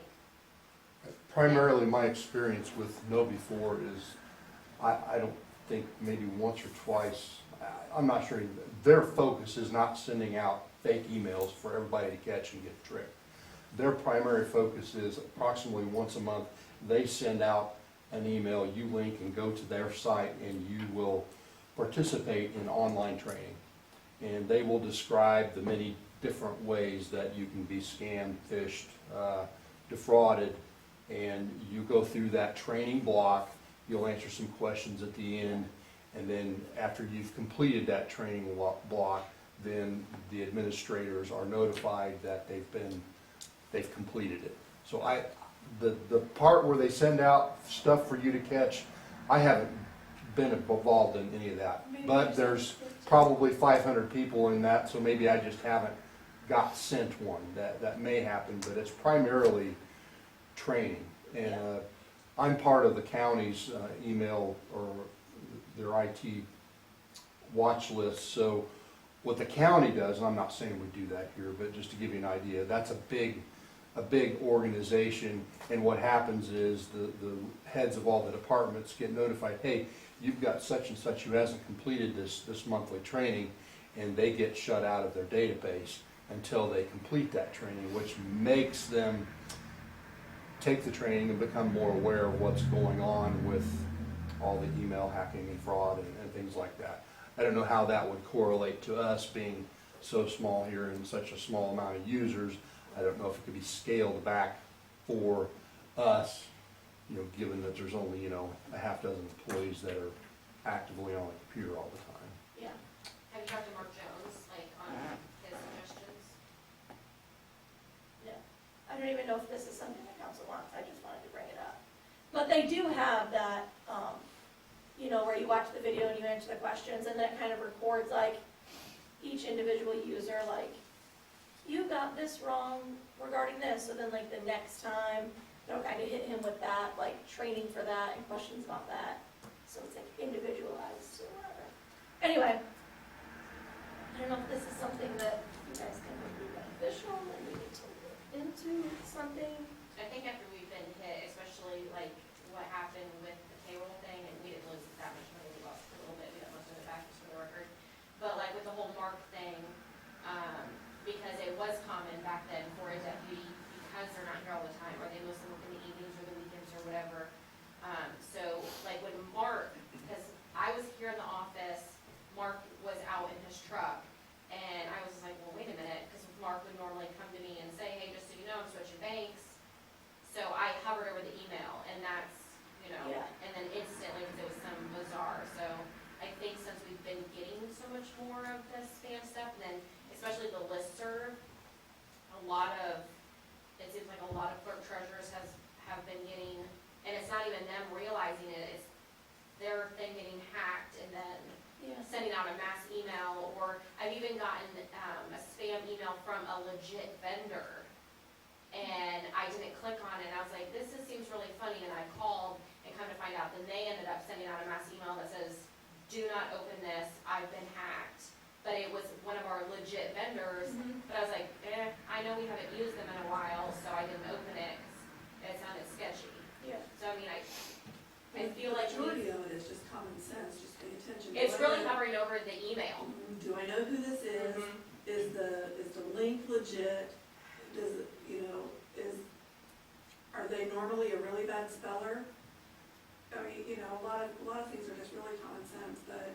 Or if the grammar is too proper than what their normal emails are. Right. So. So you're not doing it? Personally, I think since we've been hit and it's kind of like slapped us, we've been a lot more cautious, or at least I know I have, and I've caught a lot of them, and then you've caught it.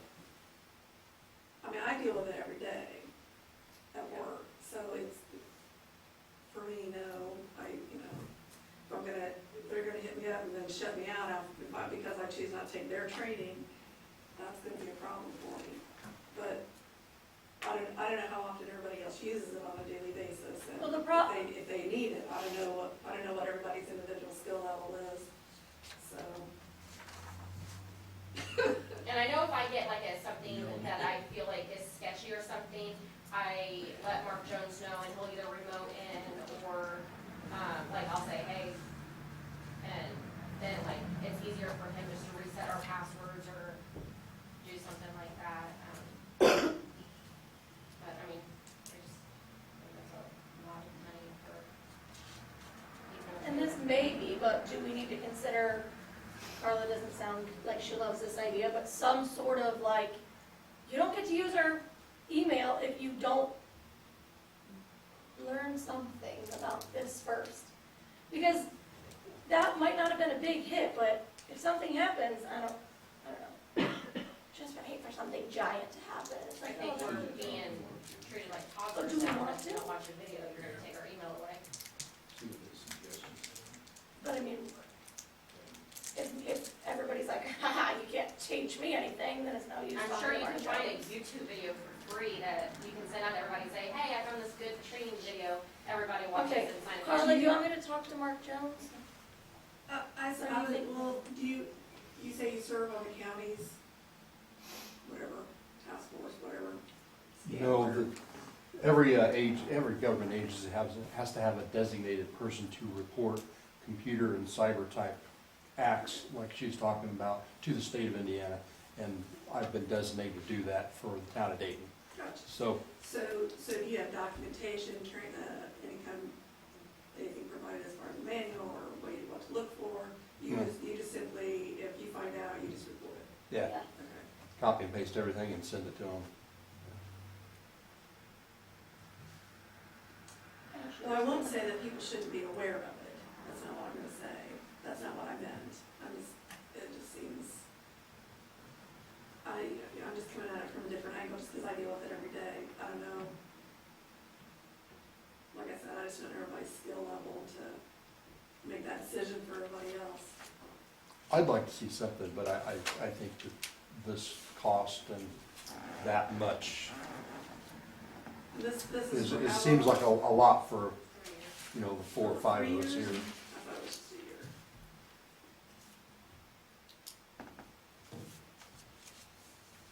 So, Ron is saying contact Mark Jones. Do you guys have an opinion on that? I think, see what he says. He's, Yeah, I think that, talk with your IT guy first and find out what his, that's what we do, is talk with your IT guy, see what he does, and then, you know, hopefully they know their stuff, and then you take their recommendations, and if they still have issues, then maybe beyond that, you consider other outside sources for.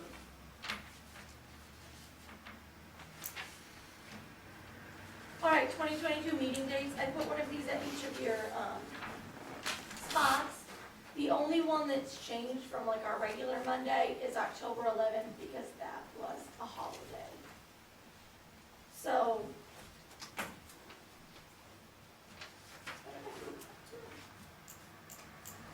this year, when I moved it, people scheduled vacations. So I checked like fall breaks and stuff.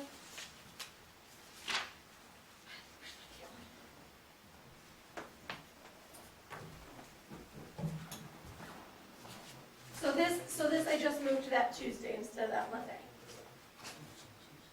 So that's the 11th is a Tuesday. Yeah. So more likely that will be the budget hearing or budget adoption date. That's how it worked out this year, yeah. And it was like, change it, go ahead. So, hopefully those work for everybody. Town hall upstairs. Oh, we're gonna talk about this? Go ahead, Ron. save you some time. Everybody just, we can pass it till next month, so everybody can look up there and decide, do we wanna renovate that? Do we wanna just get it all sealed up, windows and everything, the sill plates on them, the windows are lousy? What exactly we wanna do? There's been so much controversy about that upstairs and the deplorable condition that it has been, which has been that way for 60 years. But we need to go ahead and finally set it to rest and decide what we want to do. So if everybody please look up there and we'll come to a conclusion next meeting. Even you, Michelle, you need to get up there since you've been a little vocal on it too, so. All right, And throw your things in what you would like to see. so we'll take care of that next month. Number 6, the awning. So included in your board packet was a quote for 2 awnings, one over the back door and one over the side door. And they're pretty self-explanatory. There's an option for, instead of a 36-inch projection, you know, from the wall outward, instead of 36-inch, you know, there's an option in there for 50 inches. You know, kind of thinking about the ADA door on the side, you know, So you're talking this side? yes, give them maybe a little bit more space and And it probably wouldn't be a bad thing on the back door either, but anyway, there's an option there. You know, I did not get into, you know, how fast they can get them or anything like that. I'm assuming they'll be like everybody else, you order it and hope within 6 months it's here, so. Maybe. How, do you, Kind of like Ron was talking about semi trucks, you know, they're not gonna be out there for 2 years, it's because they're 18 months, 24 months to get one built, so. do you know how far out this goes, like the sidewalk, out this side door? We kind of looked at that, when we did 50 inches, we were I kind of think out the in that side side door area. needed to be 50 inches, because by the time you back up, spin a wheelchair around and everything, Right. Okay. you needed 36 wasn't enough. You'll do both of them 50 inches too, I mean, So the third $370 addition, is that if you do, is that per awning? Well, it says you add 370 to the total, so I assume the total's the number at the bottom of the page, the 2162. So you'd add 370 to the 2162. I guess I just never try to presume a whole lot of anything, that usually gets me in trouble, but. Well, it says total, so I'm just, I can verify that, but that's the way I took it, so. They're not really quoting individual, you know, the price is 4.2, so they don't have it broke out as individual prices. And did you have another quote? No.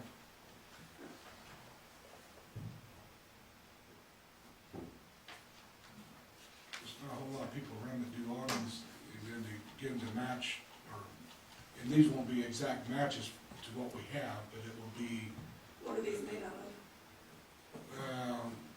they're made out of aluminum, and then they've been repaired with vinyl. They're having to have aluminum frames, aluminum sides, and some of the slats are vinyl. Oh, gotcha. The sides are vinyl on these, they've been, the sides have been reworked on these. These will The older ones you mean? yes, Okay. these will look Like those. similar, okay, but they're not gonna be the same color, you know, you're gonna have to paint them to match. You know, I think that he quoted clay color, so, you know, someday you'll paint them, maybe you'll paint them right away. So, You're saying that's the color of the vinyl itself? This Aluminum, yeah. They've got, you know, different colors, you can get, you know, white, black, and brown, and clay, and green. To put it in perspective too, I think the police station awning was around 6,000 or so, quite a few years ago, so this is 2532 for two. Is that what it is with 370 on it? Yeah. well, what do we need? We need a motion to approve to Well- do this or what? Yeah. I make a motion that we accept this proposal and put them up, With 50 inches on both. 50 inches on both. Our second. There's been a motion made by Stan and seconded by Ashley to approve the Steve's overhead door job proposal for $2,532, and that's with a 50-inch projection on both awnings. Is there any discussion before we vote? Yeah, that includes installation too, I presume? Yes, Yeah. right. Oh, and install, sorry, I just saw it. Apologies. Okay. This is to approve this proposal. Ashley, how do you vote? Yes. Stan? Yes, Ron? Yes. Carla? Yes. And I vote yes, so that's approved. So I assume you'll call them, Ashley? And let them know. Cool, thanks. All right, next is the redevelopment commission. Did you hear back from Mark? Yes. I couldn't think which. Yeah. Okay. It's okay And with they- it. Okay, so everyone on the redevelopment commission now, we're just gonna reappoint. That's fine with everybody. I don't remember how we did this before. Do we need a motion to appoint these members? Yes. Okay, so I would move to approve the following people to the redevelopment commission: Mark Burmester, Larry Heiser, Steve Schuley, Vicki Beavers, and Nancy Oswald. Second. There's been a motion made by myself and seconded by Carla to appoint these redevelopment commission members. Is there any discussion before we vote? Okay, how do you vote, Ashley? Yes. Stan? Yes. Ron? Yes. Carla? Yes. And I vote yes, so. Can you send that list of names? Sure. Like, who seconded that, I'm sorry. Carla I think I did. did, yeah. It's getting late. Okay. I think I did. We need to order anything. Drinks. Okay, the truck, this says truck. The PZA sign variance, I just wanted to update everyone that, Truck Country, they went to the, Board of Zoning Appeals, and two of their requests, their variance requests were denied, and then one was continued to the next meeting in January. That was a freestanding sign height of 60 feet instead of the maximum allowed 24 feet. They did not have enough members at that, Didn't have enough votes. enough members for the no votes to count. There was 3-2 against it also, but They did, had yeah, four. they didn't have enough. The others were 4-1. Yes. So, So they just didn't have the vote to do a no. the next thing is Santa in Dayton. So this is something that's already in the plans, so hopefully nobody opposes it now, but we do need permission to spend town money. Santa, so, like, I've talked to everybody, I've talked to all the council members, Michelle, Scott, Sean Alkire. So Santa is going to come to Dayton, and he's going to be driven around in a fire truck with Scott leading the way, and then there will be people walking along with it and handing out goodie bags to the people that are there to see Santa. And there will be a route, which, like Michelle and I talked about, we cannot hit every street, but we're gonna try to get a lot of the streets, as many as possible, so that people don't have to go too far to see Santa. He can just come to you. And I'm trying to make it so you can track Santa through Dayton. I think that's it. I just need permission to spend $500. I make a motion to spend $500 on Santa Claus. I second. Does that include a suit? Now, would this be to spend or to be reimbursed since you already bought everything? Oh, that's true. Yes, I did buy it in hopes that I didn't have to take it all back. So it would be to be reimbursed, although I'm getting cookies, so I wonder if you want to pick up the cookies just with a check. Where are the cookies at? Combat cookies. Yeah, I can do that. Okay, that would be cool. And then everything else I was need receipts for before I reimburse you. Okay, perfect. So there's been a motion made by Stan and seconded by Carla to spend $500 on Santa, which I hope means goodie bags to be either reimbursed or paid out. Yeah? Is that what you meant? Yeah. Okay, great. Is there any discussion before we vote? Okay, how do you vote, Ashley? Yes. Stan? Yes. Ron? Yes. Carla? Yes. And I vote yes, that passes 5-0. Oh, I should mention the date. It's on a Sunday, it's next Sunday, December 19th at 4 p.m. And when you went and purchased everything, did you take a tax exempt form with you? No, but there wasn't much tax, so I'm not worried about it. Okay, well, yeah, I just can't, I won't be able to reimburse Yeah. you tax paid. Yeah. Do you, A lot of things didn't have to. your route, you don't have a start point, end point yet? Not for sure. TBD. Starting at the fire station. TBD, okay, okay. How soon, We'll get it how out as soon as soon? possible. Okay. All right, police, security system. Marshall Taylor. In an effort to hopefully bring us into the 21st century, I'm looking at getting some video camera system for the police department. We currently have nothing, so I think that was a logical place to start.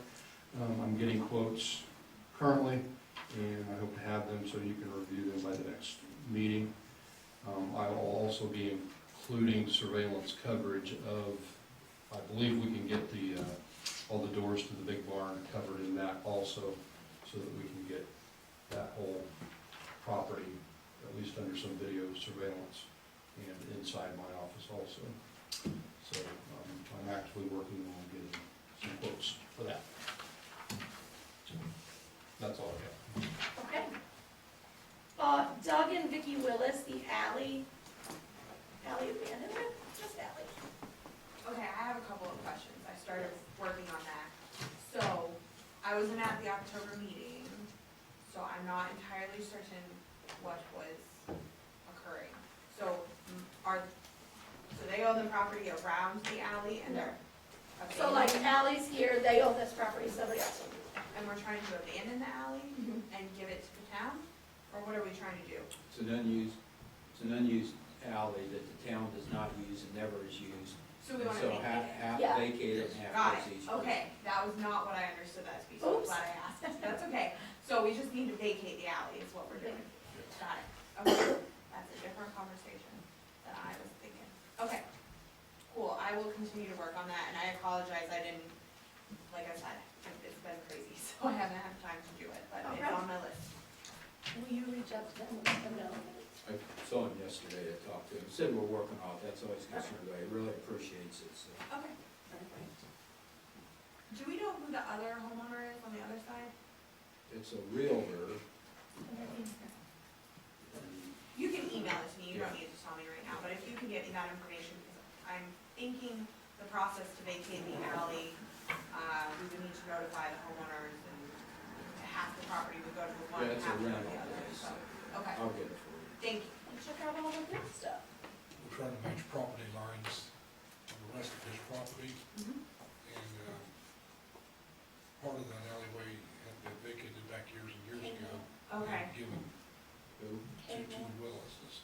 all of it had, To the property that they currently Okay. have, given that previous owner. okay, So, all that alleyway would need to go to them to kind of So it keep wouldn't- their property square. okay, so it wouldn't go to both of them, it would only go to the Willis's? Correct. Okay, so we probably need consent from that other homeowner to do that. You say that Wait, again? what? It's all going to the Willises? Yeah. The alleyway. Because the back part of his property, that alleyway had been vacated years and years ago. No, I think, yeah, I know that, it juts off, but I thought the alley, he explained to me that he didn't get it all, they want to split it so that he could put a fence down, it vacated, he's not gonna take the whole thing. Yeah. The realtor next door wouldn't, the landowner next door wouldn't go for that, giving it all up, because they like to use that. Okay. Now, They it's need, sort of, they have, need to have a place to park too, I believe. Oh. and it would, yeah, it would be better to, if he got it all, I mean, because he could go straight back and not. I mean, either way, I'm fine with, I guess I'm trying to. No, he wants it half and half, so there's no Okay. arguing, Or- there's no stopping. That's- Whatever lines up. And that's what I understood, was that they would divide it in some fashion.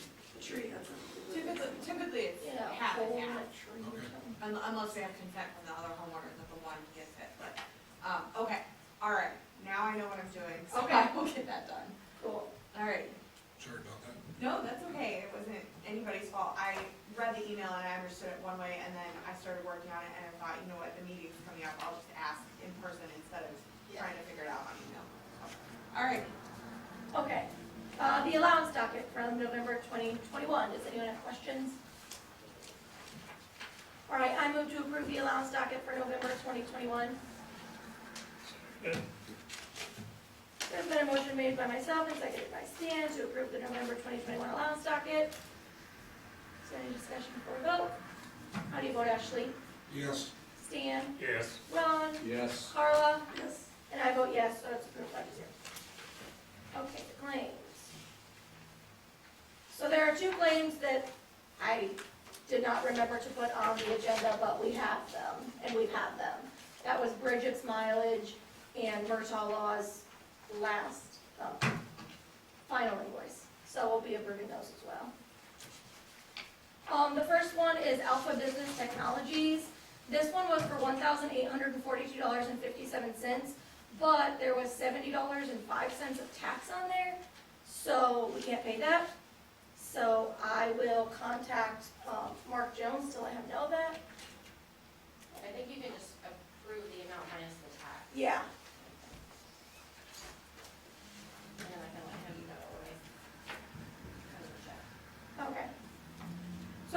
approve Alpha Business Technologies invoice 214467 dated 11/19 of 21 for $1,772.52.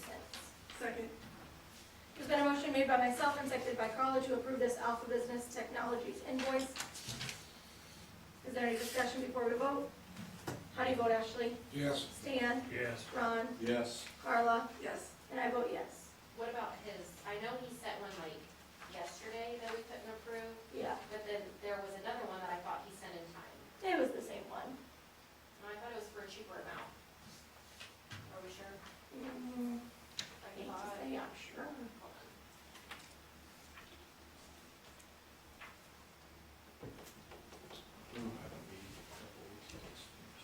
Mhm. Okay. What did it say? Is that the one that's including Mark's computer? Yep, Okay. same. Yep, I Okay, think so. And then he sent the $200 one Yep, yesterday. for the Bridget's computer. Yeah, Okay. looks like we did that one. I move to approve the awards unlimited invoice 160314 dated 11/11/21 for $10. Second. There's been a motion made by myself and seconded by Carla to approve the awards unlimited invoice. Is there any discussion? What was this for? Alicia's name. Nay. Oh, I guess that's all right. Thanks. How do you vote, Ashley? Yes. Stan? Yes. Ron? Yes. Carla? Yes. And I vote yes, so that passes 5-0. Next would be Bridget's mileage dated 12/1 of 21 for 144.9 miles. Is it 56 cents a mile? It's- Okay. yeah. Totaling $81.14. Second. There's been a motion made by myself and seconded by Carla to approve Bridget's mileage. Is there any discussion before we vote? How do you vote, Ashley? Yes. Stan? Yes. Ron? Yes. Carla? Yes. And I vote yes, so I guess you can get paid. I move to approve Church Hiddle and Antrim invoice 238461 dated 11/19 of 21 for $1,758.50. Second. And these are not new. These were just somehow got lost. I don't know. So is that one that's already been paid, right? No. Okay, 'Cause because these I were don't like- have these invoices, this is what I'm talking about. No, this, Reed sent us these. I'm, Reed does not send me anything, I don't even have Reed's invoices. I didn't realize you didn't have it. They sent it to me too. oh, So I'm sorry about that, that was my fault. I'll get it to you right now. and you don't have Reed's? Reed's was sent to us, The last ones I've got were like, them, okay, like, before he even quit, got fired, whatever you call it. So I've not seen any, from like, his final, or, I don't even think October's, so like anything that he did in October, or a final one, or anything. Michelle, he Okay, I think that was the final one. He quit because he had a baby and quit. We didn't it's fire okay, him. it's okay. He quit Fine. December 31st, you guys let him go. to We didn't January even 1st. go, we Anyways, didn't fire him. I don't Don't- have it. Anyway, Give us he the didn't. letter. Anyway, anyways, I don't have Reed. it. so Reed's invoice and this one you need? Okay, I'm sending her the church one right now. okay, cool. Mm-hmm.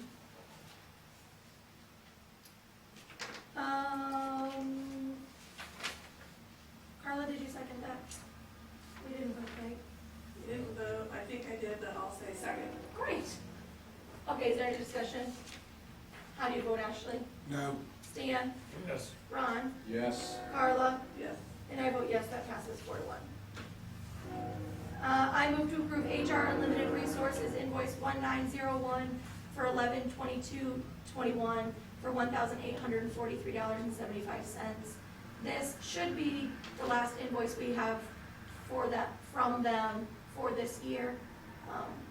This was all the help that they did for Michelle with the budget and all that. And I'm pretty for sure she said that this would catch us all up. Second. There's been a motion made by myself and seconded by Carla to approve this HR Unlimited Resources invoice. Is there any discussion? What was that invoice number again, sorry? 1901. How do you vote, Ashley? Yes. Stan? Yes. Ron? Yes. Carla? Yes. And I vote yes, that passes 5-0. So the KA contracting is not, yeah, that's been taken care of.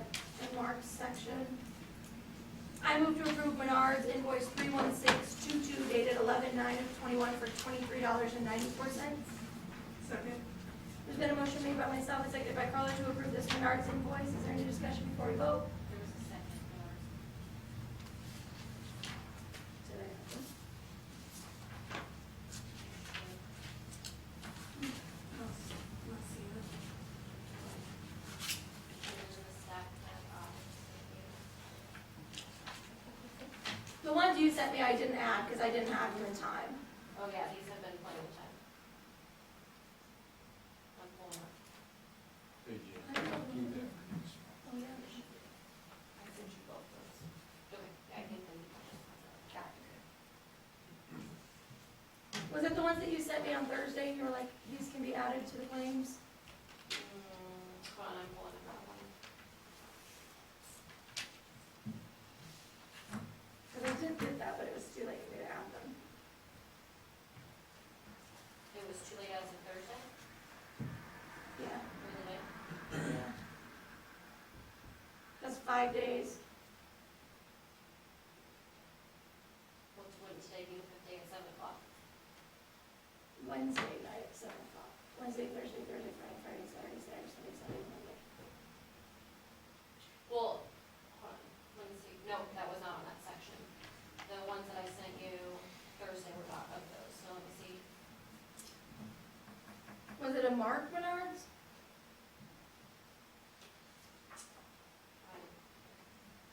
I'm looking at,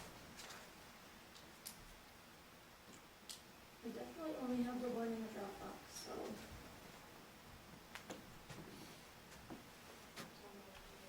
Is that the one I sent you, Jan, Yeah, for pothole patching material? That's the one we got. yeah, that's the one that's What do you 29. just continue on, if I find it on the email, I'll write it.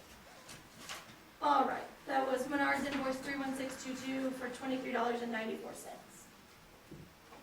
Carla, did you second that? I think I did, but I'll second it again. Batting a thousand. Okay. How do you vote, Ashley? Yes. Stan? Yes. Ron? Yes, Carla? Yes. And I vote yes, that passes 5-0.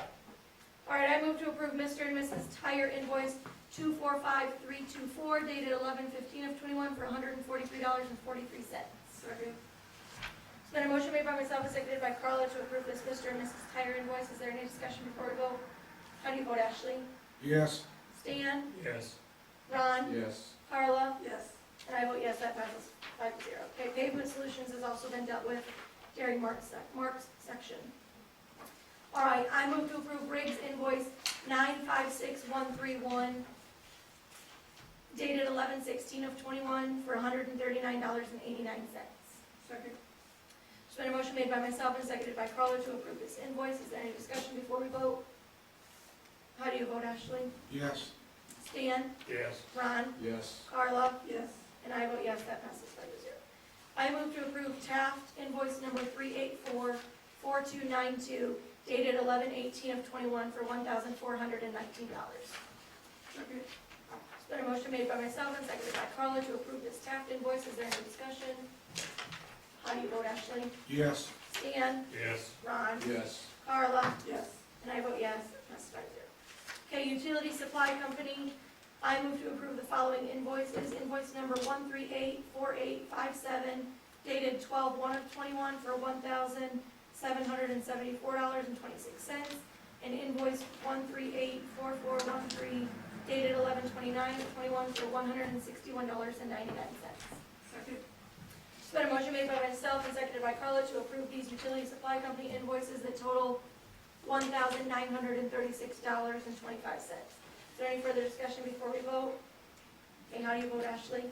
Yes. Stan? Yes. Ron? yes, Carla? Yes. And I vote yes, that passes 5-0. I move to approve Murtaugh Law invoice 887 dated 10/19/21 for $1,480. I don't have that one, but I'll second it. He sent it to us like, it was to all of us, October or something. who's that one? Three. I don't know how, it just got missed last And month. how much was $1,480.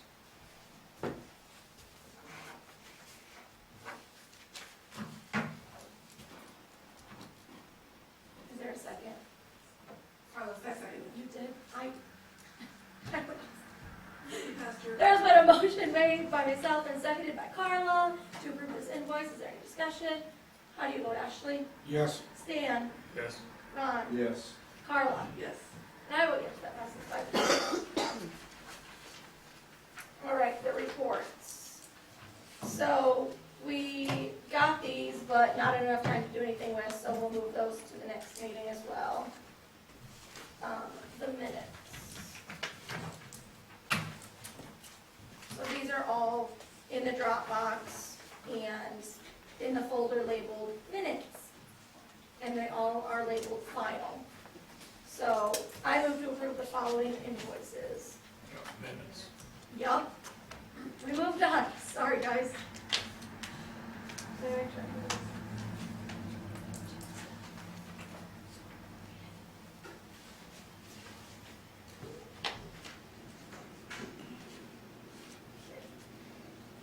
September 1st, 2021 budget work session, September 30th, 2021 special meeting, October 12th, 2021 executive session, October 12th, 2021 town council, October 12th, 2021 utility board, November 2nd, 2021 executive session, and November 2nd, 2021 special meeting. Got a motion made by myself and seconded by Carla to approve these 7 minutes. Is there any discussion before we vote? Okay, this is to approve the final minutes in the Dropbox. How do you vote, Ashley? No. Stan? Yes. Ron? Yes. Carla? Yes. And I vote yes, they're approved 4-1.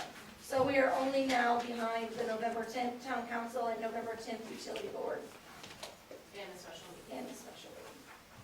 which I'll have those. Cool. Okay, public comment. Did you have something? I do. Okay, could you state your name and address for the record,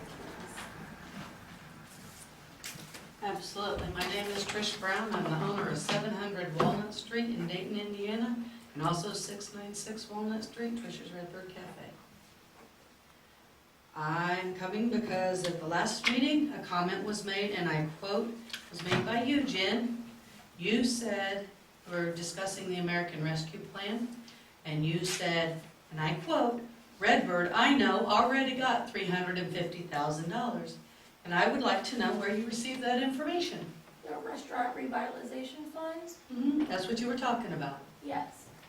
I didn't receive anything from a restaurant revitalization fund in the amount of $350,000. Can you tell me who told you that? It's on their website. You can pull up everybody in the country that got that money. I didn't get restaurant revitalization money in the amount of $350,000. I got $10,000 from the city of Lafayette. It's a big difference. I took out a restaurant loan, but not what is stated right here. And so I would like for you to provide me proof of that. At some point, doesn't have to be tonight, Okay. but I would like to have proof of that so that I can dispute with whoever is making that claim about my business. Yeah. Okay? And when you made that comment that you would not be giving anything to Redbird Cafe because of that, I want to make one thing known. Redbird Cafe would never come and ask for money from this town. Not a loan, not a grant, not anything, because we're about giving back to this town, not taking from this town. We've done everything we can to support the school system and anything else in this area that's needed anything. We've never asked for a single thing from this town. We're doing fine. Even though our hours are reduced, it's because of staffing. That's it. Not because of anything else. You can't find employees right now unless you want to hire drug users. You do get applications in from time to time, and we have to make sure that they have experience. Because I don't pay a minimum wage, I have to hire people with experience to be able to do most of the positions in my restaurant. But I would never ask for it, because we're fine. And if you guys do choose to do that for small businesses, I would be 100% in support of that, and just know I would never ask for a dime. From our town, you mean? From the town, I'd never ask for a dime from this town. You'd ask from Lafayette, right? No, Lafayette actually approached me because They didn't You have. still gotta ask for it though, right? No, actually, okay, here's what happened. Ron, do you want to know? Yeah. They had $350,000 in grants that they were giving out in $10,000 increments. They were approaching a deadline, and someone who eats at my restaurant had heard that we needed a couple new pieces of equipment to make our kitchen run more effectively. Because they had that grant money, they said, Trish, why don't you apply and see if you can get approved for that $10,000? They were going to give it to somebody, the deadline was approaching. I have to go through 3 years of filling out documentation and steps. I have certain things I have to maintain, and I meet every one of those requirements. And if the federal government's willing to give the city of Lafayette money to try to help small businesses, from the city of Lafayette, when they approached me about it, I needed a new oven. You saw my ovens, you knew what they looked like. You guys helped me put them in the Redbird. Congratulations for getting it. I just said, you said you weren't taking anything from Dayton, but I just thought you did take some from Lafayette, but that's Sure, okay. because they offered it. Okay, thank you. I'm glad you got it. Thank you. Will you give me an email address? Sure, Or, okay, no problem. no, you don't have to do it right now, Right. like in public, just All right. write it down so I can. I can do it. Yeah. Are there any other public comments? Okay, council comments. Ashley, do you have anything? No. Stan? No. Okay, I have 3 things. Calm down. I have an email that I printed from the owner of the post office that he wanted me to update.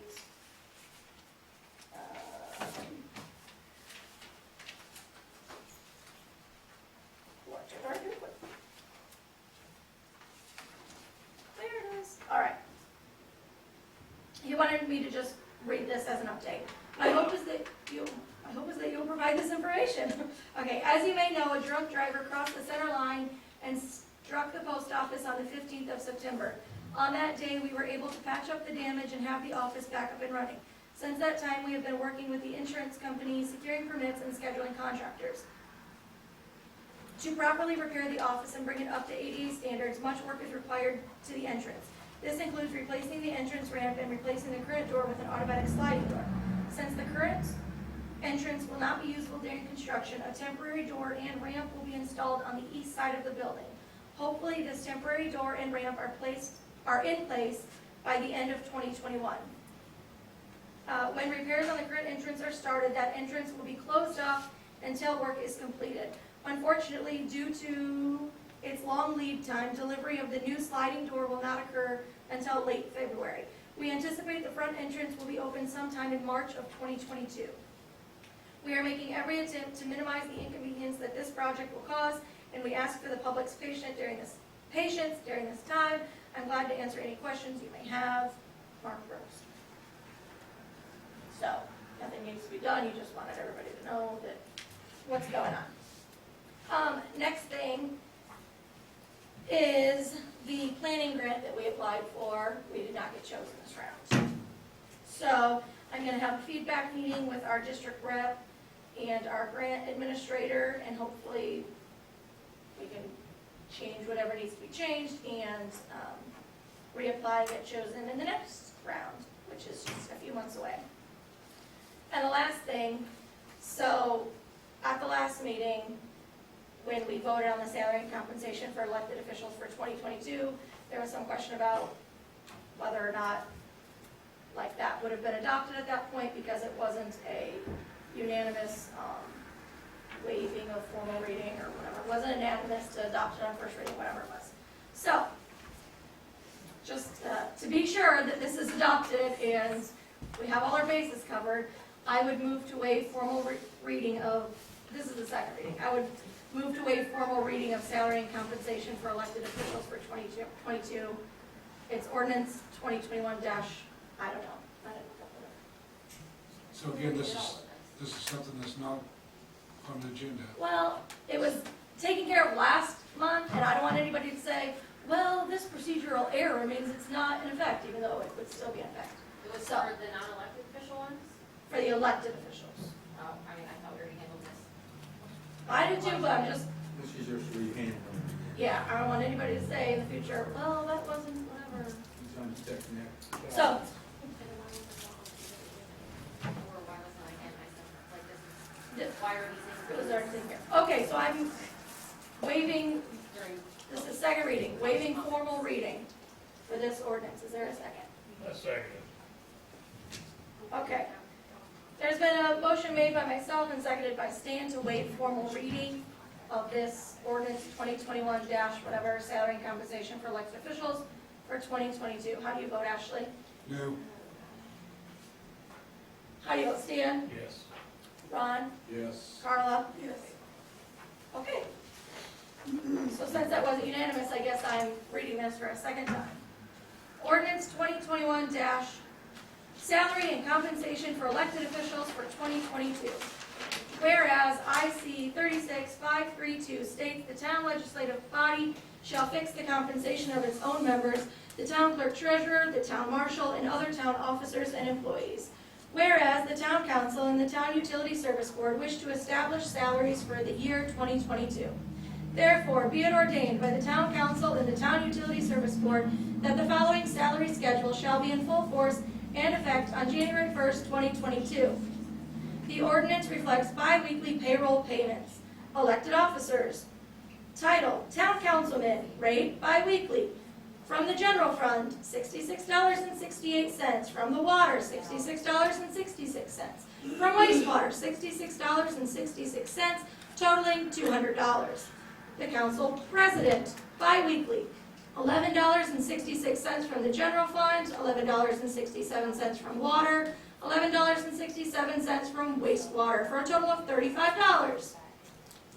Area plan meetings, for each meeting, $85 from the general fund, nothing from water, nothing from wastewater, for a total of $85. The clerk treasurer, who is paid bi-weekly, $416 from the general fund, $416 from water, $416 from wastewater, for a total of $1,248 bi-weekly, or $32,448 a year. Number one, in addition to the established town councilman's salary, the town council shall be paid additional compensation of $85 per meeting that is attended for area plan meetings plus travel. The town shall pay an additional compensation of $15 per hour for additional meetings that is attended for the benefit of the town or the town utilities. This ordinance is adopted in compliance with the Indiana Code 36-5-3-2, mandating the town legislative body to establish salaries for the town officials, officers, and employees. This ordinance shall be in full force and effect on January 1st, 2022. All right. Introduced on first reading on the blank day of blank 2021. Motion to adopt made by Town Council Member Blank and seconded by Town Council Member Blank. There are 5 blanks for ayes, 5 blanks for nays, and attested by Michelle Freeward, the clerk treasurer. All right. I would move to adopt ordinance 2021 salary and compensation for elected officials for 2022. Seconded. So does this void their already signed ordinance that's stated? Like, I There's been a motion made by myself and seconded by Stan to adopt this ordinance. Is there any discussion? is this council allowed to vote during the council comments at the end of the meeting? I mean, this is a, Ashley, Yeah. you brought it up and we did it many times, you did it. Hold on, Ashley, let Alicia talk. I'm sorry to interrupt. So every council has an opportunity to adopt rules of how they're going to proceed with regard to when they're going to allow things on the agenda, if it has to be on the agenda, how they're gonna handle their ordinances, whether they require a first reading and a second reading, whether they require one reading.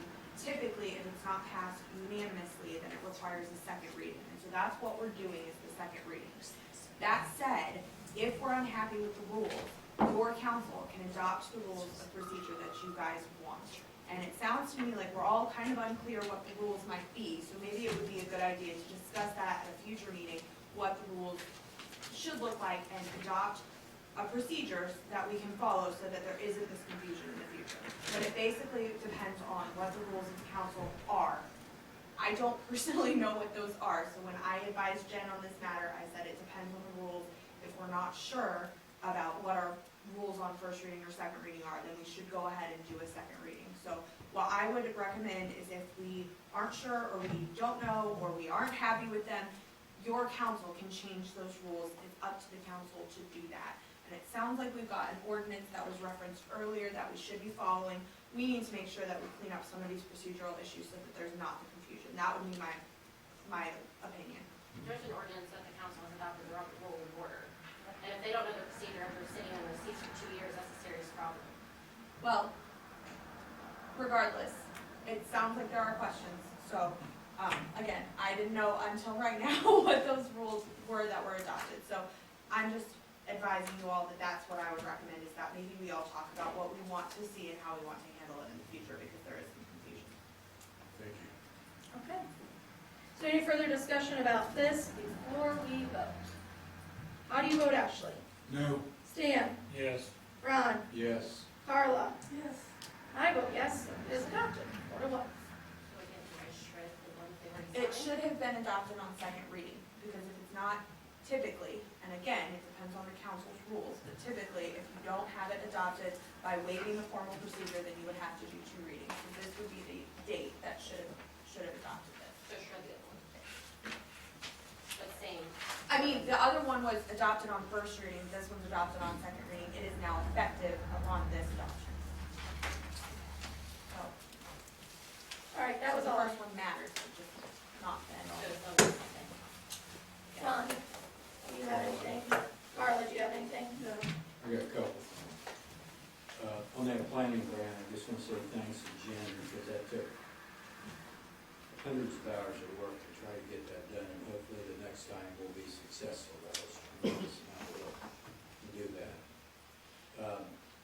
Another thing is, we're getting all these supplies and all this stuff. I think it's been mentioned from Michelle, the board members in the past, everybody, can we get a town credit card that we can hand out? And when somebody's gotta go get supplies, then it makes it easier on Michelle, makes it easier on everybody, so we can work on that, I think. Mark FGF was out here today. Do you know why you're out here today? Who's that? I thought I saw FJF. Yeah, they're doing the maintenance on the lift stations. Okay. That was approved at the November meeting. Yeah. I think, I do remember a meeting, just for an example, since this question was asked earlier, but 3 years ago, we okayed the stormwater bid of $47,000 to clean out our stormwater in the last 2 minutes of the meeting under council comments.